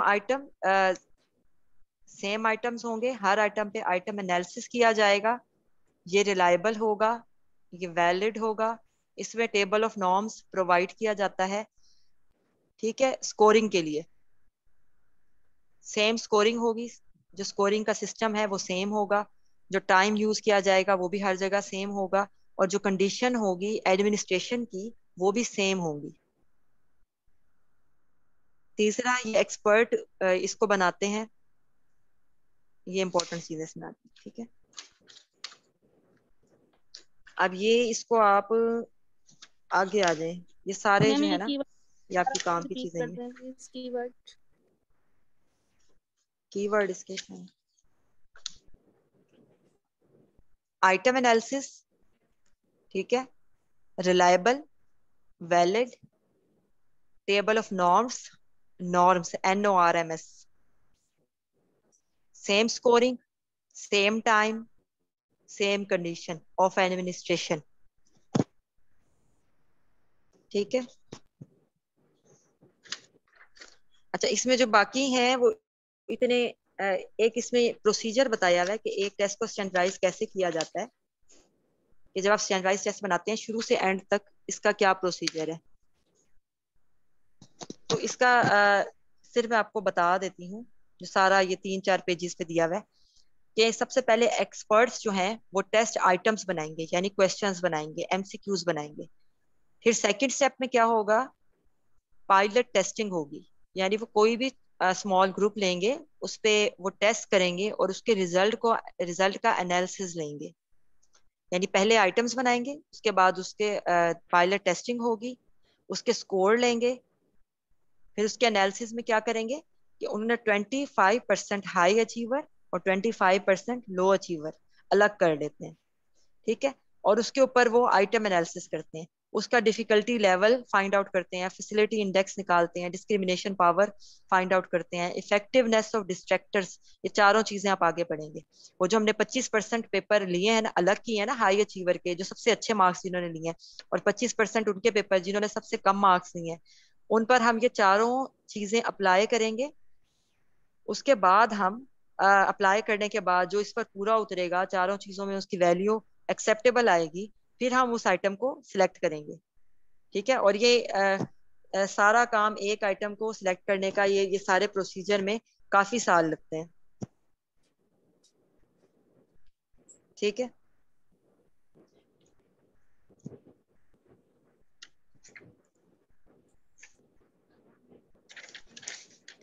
अच्छा, अब आप आ जाएं पेज नंबर 48 पे लास्ट में।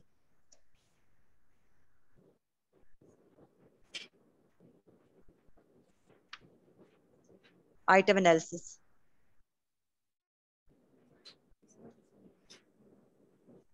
आइटम एनालिसिस में फर्स्ट है फैसिलिटी इंडेक्स और आइटम डिफिकल्टी। अब ये इसमें कंफ्यूज बिल्कुल भी नहीं होना, ये दोनों चीजें जो हैं वो एक ही हैं, फैसिलिटी इंडेक्स या आइटम डिफिकल्टी, ठीक है। डिफिकल्टी इंडेक्स भी इसको कहते हैं। इन दोनों में ये एक ही चीज के दो नाम हैं। इनमें अगर एक की वैल्यू फैसिलिटी इंडेक्स की लो है तो डिफिकल्टी इंडेक्स की भी वही वैल्यू होगी, लो होगी।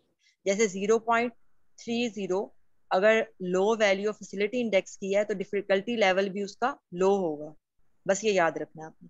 और हाई अगर वैल्यू है जैसे 70% या 0.70 तो फैसिलिटी इंडेक्स भी उसका हाई होगा, डिफिकल्टी लेवल भी उसका हाई होगा, ये दोनों चीजें हाई होंगी। ठीक है, अब इसका फैसिलिटी इंडेक्स का क्या प्रोसीजर है? इसमें वही करना है कि हमने पेपर्स लिए बच्चों से, जो हमने टेस्ट पायलट टेस्टिंग की थी, उसमें से हमने हाई अचीवर के 25% और लो अचीवर के 25% पेपर्स को अलग कर लिया।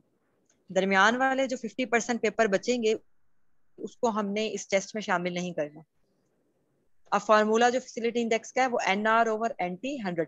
NR का मतलब टोटल स्टूडेंट्स जिन्होंने राइट ऑप्शन को टिक किया था, और NT का मतलब क्या है?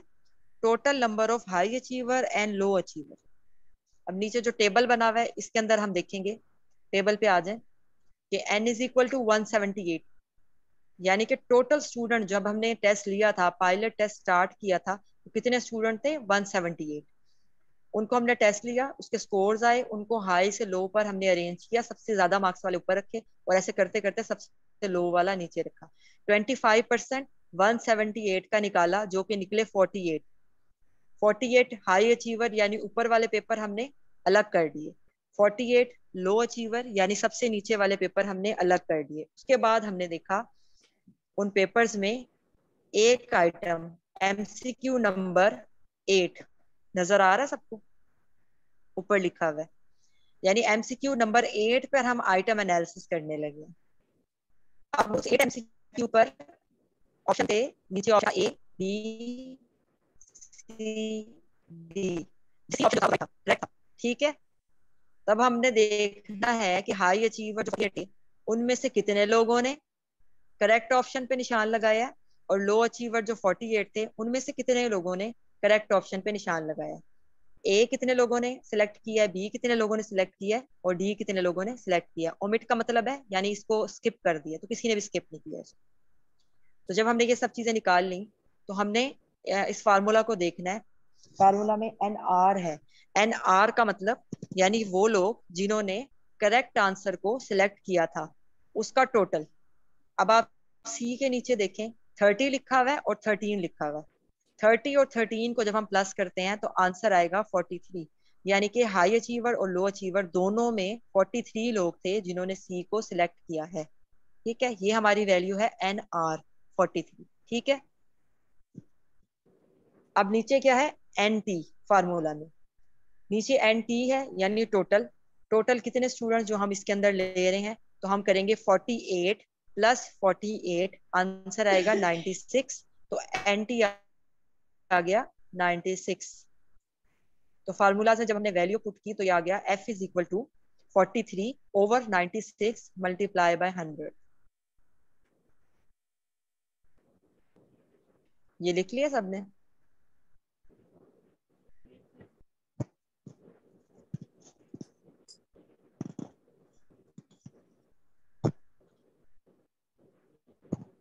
ये क्लियर हो गया कि NR क्या है और NT क्या है?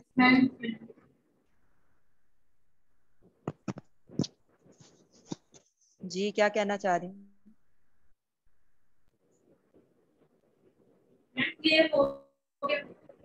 हो गया, ठीक है। अब हम जब इसकी वैल्यू निकालेंगे, यहाँ पर हमने जब वैल्यू आगे उन्होंने पुट करके आपको दिखाया हुआ है, तो ये आ गया 45%। ठीक है, तो हम ये देखेंगे कि F की वैल्यू अगर 30% और 70% के दरमियान में है तो ये एक्सेप्टेबल होगा। अगर 70% से ऊपर चली जाती है तो ये बहुत ज्यादा इजी हो जाएगा। इजी की वजह से हम इसको नहीं डालेंगे, टेस्ट में नहीं इंक्लूड करेंगे और इसको रिजेक्ट कर देंगे। और अगर 30 से नीचे चला जाएगा तो ये काफी डिफिकल्ट हो जाएगा और डिफिकल्ट की वजह से हम इसको रिजेक्ट कर देंगे।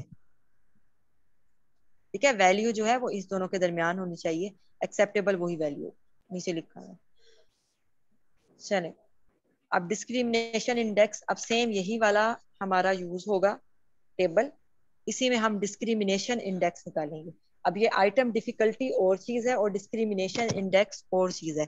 डिस्क्रिमिनेशन में हम क्या करते हैं, हाई अचीवर और लो अचीवर के दरमियान में फर्क मालूम करते हैं कि कितने हाई अचीवर ने करेक्ट ऑप्शन को सिलेक्ट किया और कितने लो अचीवर्स ने करेक्ट ऑप्शन को सिलेक्ट किया। उसका फार्मूला सेम वही प्रोसीजर होगा कि आपने पेपर्स लिए, सब स्टूडेंट से उसको अरेंज किया हाई से लो की तरफ, 25% ऊपर वाले 25% लो वाले लिए आपने, और उसके बाद यही बना के टेबल स्टार्ट कर दिया। फार्मूला है D is equal to NH minus NL over half NT। अब हमने क्या करना है कि NH क्या होगा, number of high achiever who got the answer right, वो है 30। यानी हाई अचीवर जिनके जिन्होंने सही आंसर को टिक किया था वो 30 थे, और लो अचीवर जिन्होंने सही आंसर को टिक किया था वो 13 थे। अब हमने 30 माइनस 13 कर देना है, और टोटल जो थे नंबर ऑफ स्टूडेंट जितने NT थे हमारे, जो हमने पहले भी यूज किया था 96 का हमने कर देना है हाफ। 96 का हाफ हो गया 48, 30 में से 13 निकल गए, बाकी बचा 17, नीचे आ गया 48। जब डिवाइड किया तो आंसर आया 0.3% हो या 0.30 हो, 70% हो या 0.70 हो। अगर इसके अंदर वैल्यू आ रही है तो एक्सेप्टेबल होगी। तो 0.35 क्योंकि चली जाती 0.25 इसको एक्सेप्ट नहीं करते। ठीक है, यहाँ तक क्लियर हो गया?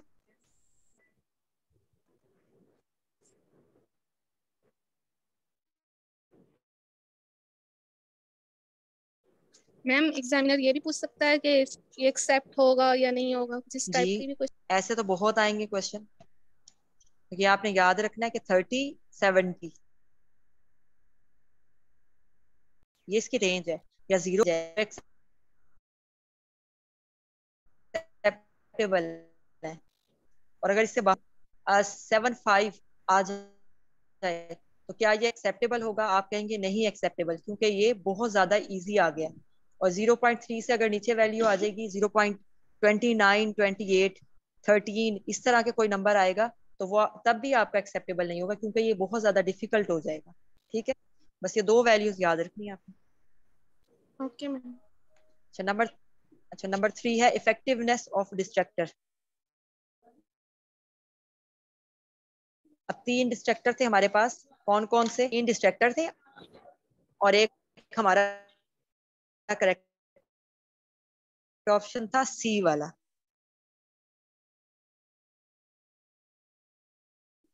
अब तीनों को हमने देखना है कि हमारे पास अच्छा डिस्ट्रक्टर को टिक नहीं करेगा, और जो लो अचीवर है वो ज्यादातर उसकी तरफ अट्रैक्ट होंगे। यानी कि हमने क्वेश्चन अच्छा बनाया है, जिसका कॉन्सेप्ट अच्छा नहीं था, उसका ओवरऑल स्कोर अच्छा नहीं था, उसी ने उसको टिक किया है। और हमारा डिस्ट्रक्टर जो उसका काम था कि हमने डिस्ट्रैक्ट करना है, अगर उसने नहीं पढ़ा तो वो इस तरफ आ जाएगा, उसको लगेगा ये आंसर ठीक है, तो उसको हम कहेंगे गुड डिस्ट्रक्टर।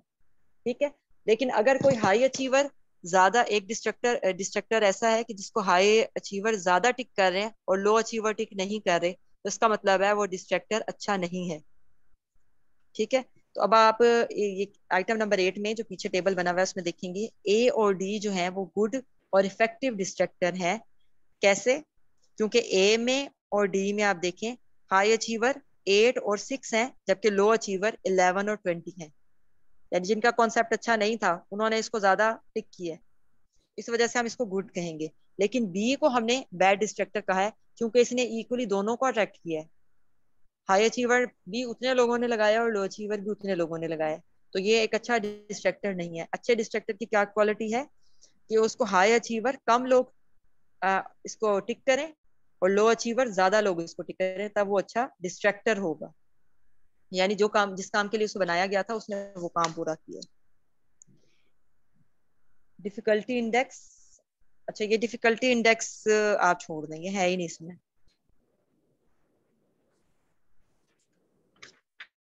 एडवांटेजेस में वही आ जाएगा कि आइटम एनालिसिस का कि स्टैंडर्डाइज्ड टेस्ट बनाने में यूज होता है। आइटम फाइल बैंक, जब हम स्टैंडर्डाइज्ड टेस्ट बनाते हैं तो उसके लिए पूरा आइटम बैंक होता है, यानी एक ऐसी जगह जहाँ पर बहुत सारे आइटम्स पड़े होते हैं, पहले से पड़े होते हैं। आपने कोई भी टेस्ट क्रिएट करना है तो आप उस आइटम बैंक में से कुछ आइटम्स अपनी मर्जी के निकाल कर उसको यूज कर सकते हैं टेस्ट बनाने के लिए। जी अच्छा, इसमें आप हाई अचीवर लो अचीवर में डिस्क्रिमिनेट कर सकते हैं, इजी आइटम्स को निकाल सकते हैं, वैलिडिटी रिलायबिलिटी इसकी हाई होती है। ये बस आप पढ़ने की हद तक ही है। आगे पढ़ना है पर्सनैलिटी। मैम मगरिब का टाइम हो गया है। चलें मगरिब पढ़ लें। Yes ma'am. मैम आप ब्रेक दे रही हैं? ब्रेक लेनी है ब्रेक ले लें, पूरा करना है कल करना है तो कल कर लें। मैम जैसे कल करेंगे मैम, थक गई है। कैंपस वाले थक जाते हैं, ऑनलाइन वाले एनर्जेटिक बैठे होते हैं। हम ट्रैवल करके आते हैं, हम बैठे होते हैं, वो सुन के लेट के सुन रहे होते हैं। हाँ यही चीज है। Yes ma'am. मैम ऐसे है कि ना हमारी डेट आ गई है, 18 को हमारा टेस्ट है, तो इसलिए अच्छा काइंडली आप इसको ना अभी फिनिश। नमाज ब्रेक मैम ले लें। मैम नहीं, फिर अभी थके हुए हैं तो कॉन्सेप्ट क्लियर नहीं होंगे वो पर्सनालिटी के। Yes ma'am. नहीं जी, जो डेट बता रही हैं क्या उनको कंफर्म है? हाँ जी, प्लेनेट पे अपलोड हो गई है, 18 को होगा हमारा टेस्ट। फिर तो एक वीक ही है। यस मैम, तो वो हमारे पास तो पीछे बहुत कम टाइम है। कल से एक्टिव हो जाएंगे। लेकिन मैम कॉन्सेप्ट भी क्लियर हो ना। आपके पास टाइम असल में बहुत कम है। मैम हो जाएगा कंसेप्ट क्लियर, आप करवा दें। अच्छा कितने लोग कहते हैं करवा दें? जी मैम करवा दें अभी कंप्लीट, क्योंकि हमारी डेट आ गई है तो कंप्लीट करना जरूरी है इसे। सही है करवा दे मैम, जो डिफिकल्ट कंसेप्चुअल तो पीछे था जो कर चुके हैं अब तक, पर्सनैलिटी वाला तो इजी है। पर्सनैलिटी वाले में कुछ ही चीजें हैं जो पढ़ने वाली हैं। मैम इजी तो नहीं है, मिक्स हो जाता है मुझसे तो ज्यादातर। नहीं ये मिक्स नहीं होगा, इसमें सिर्फ कुछ बातें पूछते हैं वो आपसे बार बार। इसमें कभी भी वो डीप इतना जाके आपसे पूछते ही नहीं क्वेश्चन। चले मैम मैम फिर पढ़ा, नमाज हम कज़ा पढ़ लेंगे मैम। ठीक है फिर पढ़ा दे मैम। चलें पढ़ लें। अच्छा जी, पर्सनैलिटी मैयर में आपकी पर्सनैलिटी मैयर्स क्या चीज होंगी? टेक्निक्स हैं पर्सनैलिटी को मैयर करने में। पर्सनैलिटी के जो ट्रेट्स होते हैं उसको हम डिफरेंट तरीके से मैयर करते हैं। उसको आप टेस्ट से मैयर नहीं कर सकते, कॉपी पेंसिल का जो टेस्ट होता है उससे आप मैयर नहीं करते, उसके लिए अलग तरीके होते हैं। अब इसमें यहाँ ऑब्जर्वेशन रेटिंग स्केल है, सोशियोमेट्री है, cumulative record, interview, anecdotal, portfolio. अब इंटरव्यू में जो है, आप अगर किसी के बारे में जानना होता है तो सबसे पहले इंटरव्यू लिया जाता है। इंटरव्यू में आ जाएगा। कहाँ से आ रही है डिस्ट्रैक्शन?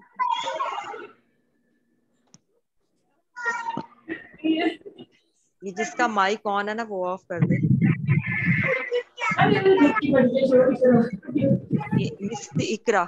मिस इकरा अपना माइक ऑफ कर दे। अच्छा, इंटरव्यू में इंडिविजुअल हो गया, ग्रुप। इंडिविजुअल इंटरव्यू क्या होगा कि एक पर्सन का इंटरव्यू। ग्रुप इंटरव्यू क्या होगा? एक से ज्यादा पर्सन का एक ही दफा इंटरव्यू लेना। अब इसके अंदर ये देखें कि इंटरव्यू लेने वाला एक ही है और जो इंटरव्यू देने के लिए लोग आए हैं वो या एक है या उनका ग्रुप है। जब पैनल इंटरव्यू आता है तो पैनल इंटरव्यू में इंटरव्यू करने वाले ज्यादा लोग होते हैं और इंटरव्यू देने वाला एक होता है। जैसे कि पीपीएससी में होता है, आप जब इंटरव्यू के लिए जाते हैं तो 3 या 4 लोग बैठे होते हैं और एक इंटरव्यू होता है, ठीक है, वो पैनल होगा। और ग्रुप इंटरव्यू वो होगा जिसमें काफी सारे लोग होंगे और इंटरव्यू करने वाला एक होगा। सिंगल और पैनल ये वही चीज, इंटरव्यू करने वाला इंटरव्यूअर के पॉइंट ऑफ व्यू से एक है तो सिंगल होगा और ज्यादा है इंटरव्यू करने वाले तो पैनल होगा। स्ट्रक्चर्ड और अनस्ट्रक्चर्ड। स्ट्रक्चर्ड में सब चीजें प्री डिफाइंड होती हैं कि क्या क्या चीज पूछी जाएगी, पहले से उनके पास रिटर्न फॉर्म में रखा हुआ होता है। अनस्ट्रक्चर्ड में क्या होगा कि रिटर्न फॉर्म में नहीं है, वो एक जनरल सी गुफ्तगू करेंगे, जिस तरफ भी आपकी गुफ्तगू उसको ले जाएगी उसी तरफ इंटरव्यू आपका चलता जाएगा। यानी फॉर्मल सा इंटरव्यू जो होगा वो स्ट्रक्चर्ड होगा, और अनस्ट्रक्चर क्या होगा, इनफॉर्मल सा होगा। Non directed and directed focus coverage topic, यानी कि नॉन डायरेक्शनल में क्या होगा, एक खास बात की तरफ वो लेकर आपको नहीं जाएंगे, आप डिफरेंट टॉपिक्स पे बात कर सकते हैं। और डायरेक्टेड जो होगा वो एक खास टॉपिक की तरफ, एक खास मकसद की तरफ आपको लेके जाएंगे। एटीट्यूड मेजरमेंट स्केल, अब एटीट्यूड के बारे में मैंने पहले बताया था, बिहेवियर होता है, यानी कि आप सोसाइटी में आने के बाद एनवायरनमेंट से जो चीजें सीखते हैं वो आपका एटीट्यूड होता है। और एप्टीट्यूड क्या होगा, जो आपके जेनेटिक्स में है, बायोलॉजिकली आपको कोई चीज पसंद है या नापसंद है तो वो एप्टीट्यूड में आएगा। एटीट्यूड की मेजरमेंट के लिए ये स्केल्स, 3 स्केल हैं, ये थीसिस वगैरह में भी आप यूज करते हैं। लिकर्ट स्केल है, गटमैन स्केल है, सिमेंटिक डिफरेंशियल स्केल है। अब लिकर्ट जो स्केल है ये आगे आएंगे, मैं आपको पढ़ा, ये सब चीजें आगे रिपीट हो रही हैं। नेक्स्ट पेज पे आ जाए, जल्दी जल्दी कवर करो। इंडिविजुअल हो गया, ग्रुप हो गया, single structure, unstructured, non directive, focus. Focus यानी कि किसी एक ही तरफ, एक ही जो पॉइंट है या मसला है उसकी ही डिस्कशन होती है सिर्फ, उसके अलावा कोई बात नहीं। फेस टू फेस सामने बैठकर इंटरव्यू होता है। इंटरव्यू जो है इसकी ये कैरेक्टरिस्टिक्स यहाँ से स्टार्ट हो गए हैं जहाँ से फेस टू फेस लिखा हुआ है, ठीक है। इंटरव्यू फेस टू फेस बैठ के होता है और फ्लेक्सिबल हो सकता है। इसमें हम इंटरव्यूअर की फीलिंग्स वगैरह देखते हैं, और टाइम कंज्यूमिंग हो सकता है। अगर आप बहुत सारे आपके सामने हैं इंटरव्यू, तो आप उनका इंटरव्यू नहीं कर सकते एकदम, आप कॉपी पेंसिल जो टेस्ट है उस पर रिलाय करेंगे। क्वेश्चन का आ जाता है क्वेश्चन के, क्वेश्चन क्या चीज है, जब आप अक्सर देखें कि ये सवाल नामा होता है, थीसिस वगैरह में भी यूज होता है, या वैसे ही आप किसी जगह जाएं, या अक्सर आप देखें बाहर चीजें बेचने के लिए आते हैं तो वो आपको एक क्वेश्चन देते हैं कि आप इसके बारे में बताएं, तो आपने टिक करना होता है, ठीक है। तो ये लिस्ट क्वेश्चन होती है जिसमें आपके वो छोटी छोटी सी बातें आपसे पूछते हैं, जिसमें हाँ ना में आपने जवाब देना होता है, या पता नहीं, इस तरह के क्वेश्चन आगे, क्वेश्चन के आगे 2-3 ऑप्शन होते हैं जिसको आपने टिक करना होता है। क्वेश्चन की जो खसूसियात हैं, ये क्वेश्चन आया था कि ब्रीफ, क्लियर, रेलिवेंट और लैंग्वेज इंटीग्रेटेड डिफरेंट एस्पेक्ट्स को, डिफरेंट पहलुओं को कवर करता है, और इसमें मिक्स चीजें होती हैं, लैंग्वेज इजी होती है, रेलिवेंट होता है, और इस सबसे इसकी जो इम्पोर्टेंट बात है कि ब्रीफ होगा, इसमें लंबे क्वेश्चंस नहीं होंगे, सिर्फ एक लाइन पे मुश्तमिल होगा ये। मैम सर्वे और क्वेश्चनर एक ही होगा, एक ही चीज है? सर्वे और क्वेश्चन, सर्वे जो है ना एक टेक्निक है जिसके अंदर क्वेश्चनर यूज होता है। अब सर्वे आप इंटरव्यू से भी कर सकते हैं, क्वेश्चनर से भी कर सकते हैं, ठीक है। सर्वे एक टेक्निक है जी। क्वेश्चनर टूल होगा ना फिर? हाँ ये टूल है ना जो आप उसके सर्वे करने के लिए यूज करेंगे। बाकी ये इसके करेक्टरिस्टिक्स बताए हुए हैं कि ये आप जो आपको इंफॉर्मेशन मिले वो आप कॉन्फिडेंशियल रखें, आपने रिस्पॉन्स को किस तरीके से करना है, किसी की पर्सनल इंफॉर्मेशन नहीं जाहिर करनी, नेम वगैरह ओमिट कर देना है, ये चीजें आप पढ़ लेना। प्रोजेक्टिव टेक्निक, अब प्रोजेक्टिव टेक्निक क्या है कि आप, ये साइकोलॉजी में यूज होती है कि आपको वो कोई पिक्चर वगैरह दिखा के, ये अक्सर आप नेट पे भी देखें ना, पिक्चर सर्कुलेट कर रही होती हैं कि आपको तस्वीर में देखकर क्या नजर आ रहा है, फिर आप जो आंसर देते हैं फिर वो बताते हैं कि आपकी ये पर्सनैलिटी टाइप है, इस वजह से आपको ये नजर आया, ठीक है। इस तरह कलर्स डिफरेंट दिए होते हैं, तो आपको सबसे पहले आपकी नजर किस कलर पे पड़ी है, ये सारी होती हैं प्रोजेक्टिव टेक्निक्स। ये आपकी पर्सनैलिटी को प्रोजेक्ट करती हैं, आपके जो अंदर होता है उसको बाहर लाके, प्रोजेक्टर होता है ना जिसमें आप एक फिल्म चलाते हैं तो सामने स्क्रीन पर सब चीजें आ जाती हैं, तो ये जो आपके अंदर जो चीज होती है इसको बाहर लाकर दिखाता है, आपकी फीलिंग्स को बताता है, और आप इससे अनअवेयर होते हैं कि हम इसका जवाब देंगे तो इसका आंसर क्या आएगा, क्या ये अच्छी पर्सनैलिटी का है आंसर या बुरी पर्सनैलिटी का है, आपको नहीं पता होता कि इसका आंसर क्या होगा, ठीक है। इसका जो नेचर है, basic assumption of projective approach is that individual response to vague task will tend to reflect basic personality। vague task किसी मुबहम जो वाजे ना हो, कोई ऐसा काम या तस्वीर जिसकी तरफ आप रिस्पॉन्स दें, तो वो आपकी पर्सनैलिटी के बेसिक्स को जाहिर करता है, ठीक है, समथिंग लुक लाइक, कोई चीज कैसी लगती है, कोई स्टोरी बताना, पिक्चर ड्रॉ करना। ये आगे इन्होंने 5 चीजें दी हुई हैं, टेक्निक्स दी हुई हैं। Associative technique, constructive, completion, ordering और एक्सप्रेसिव। अब एसोसिएशन टेक्निक क्या है? अब इसमें आपको एक पिक्चर दिखाई जाती है, या बेशक उर्दू में साथ लिख दें, पिक्चर दिखाई जाती है, उसको आप देखते ही आप पहला वर्ड आपके जहन में क्या आता है, उसको आप कहेंगे एसोसिएशन। आपने एसोसिएट किया इस लफ्ज को इस तस्वीर के साथ। अक्सर ये इंटरव्यू जो टॉक शोज होते हैं उसमें भी वो पिक्चर्स दिखाते हैं, तो पिक्चर्स वो पूछते हैं कि इसको देखते साथ आपके जहन में कौन सा लफ्ज आ रहा है, फिर वो फौरन बोलते हैं, रैपिड फायर टाइप होता है। फ्री वर्ड एसोसिएशन, यानी आपको वो आपने वर्ड को एसोसिएट करना है, मैच करना है जो भी आपके दिमाग में पहले आएगा। Draw scratch, ink block test, ये भी एक टेस्ट है। इसमें क्या करते हैं कि इंक का एक धब्बा सा लगा के पेपर को फोल्ड करते हैं और उससे एक ऐसी कोई भी पिक्चर बन जाती है, वो पिक्चर उसको दिखाई जाती है। पिक्चर का मतलब है कि कोई चीज भी बन जाती है जो हमें हर किसी शख्स को डिफरेंट लग रही होती है, तो वो हर कोई उसको डिफरेंट बताता है कि मेरे ख्याल में ये चीज है, मेरे ख्याल में ये चीज है। इसको एसोसिएशन टेक्निक कहेंगे। कंस्ट्रक्शन टेक्निक्स, इसमें क्या होगा, कंस्ट्रक्ट करना यानी स्टोरी बनाना। आपको पिक्चर्स दिखाई जाती हैं, आप उसको देख कर कहानी बनाते हैं। ठीक है, थीमेटिक एप्रिसिएशन टेस्ट इसके टेस्ट का नाम है। ये ऊपर टेक्निक्स दी हुई हैं और साथ उन्होंने टेस्ट बताए हुए हैं कि कौन सा टेस्ट इसमें यूज होता है। या पिक्चर्स को देखकर जो बताएंगे ये इसको टैट कहा जाता है, थीमेटिक एप्रिसिएशन टेस्ट। दूसरा कंप्लीशन टेस्ट है, जिसमें आपने कहानी मुकम्मल करनी होती है। उसमें स्टेम्स दिए होते हैं। स्टेम्स का मतलब है 4-5 लाइनें दी हुई हैं, उसके बाद आपसे पूछा जाता है कि आप बताएंगे इसके आगे क्या होना चाहिए। जी लाइट चली गई है। लाइट चली गई है। Yes ma'am. अब फिर मैं 1 घंटे बाद आएगी लाइट। चलें ठीक है, फिर यहाँ से स्टार्ट कर लेंगे।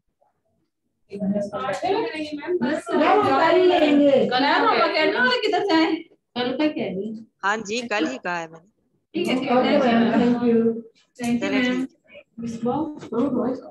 चलें ठीक है,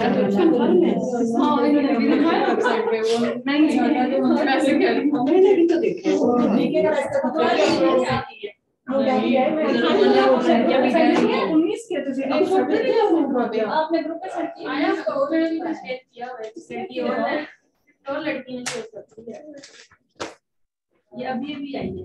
हाँ भी आई है, दोनों भाई भी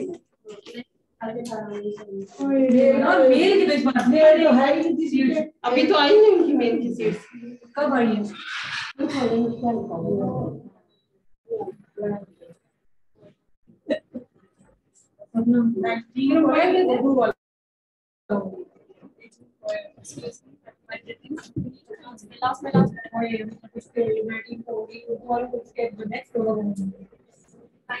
अभी मैं देख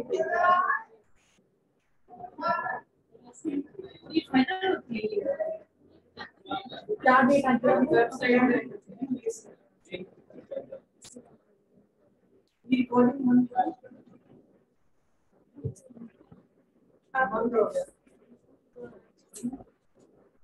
तो वाला क्या सेंड होगा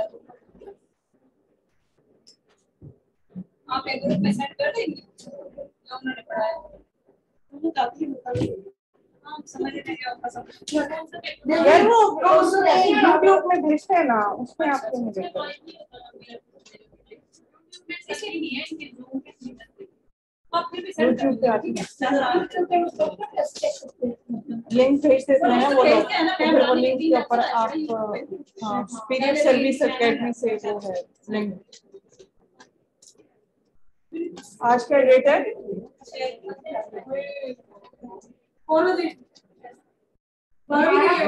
12।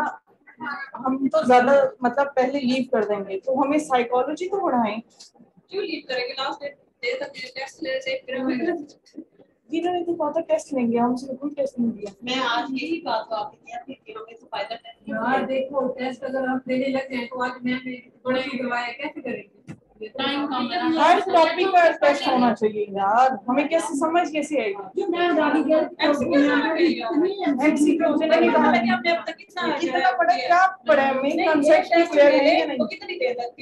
नहीं, इन्होंने कहा था बात करते हुए कि इतने एमसीक्यूज देती है गाड़ी को, कब देनी है दे दो, जब आपका पेपर हो जाएगा। नहीं यार, वो जो उन्होंने कहा था टेस्ट वाइज हमें टॉपिक वाइज ये लोग एमसीक्यूज देते हैं, कहाँ है वो? बात करें क्योंकि आपको बाकी पेशेंट डालने पहले हम डाउट में थे ना, तो आ गई मेरे पास हमारे कल से टेस्ट स्टार्ट मैं तो बुलाए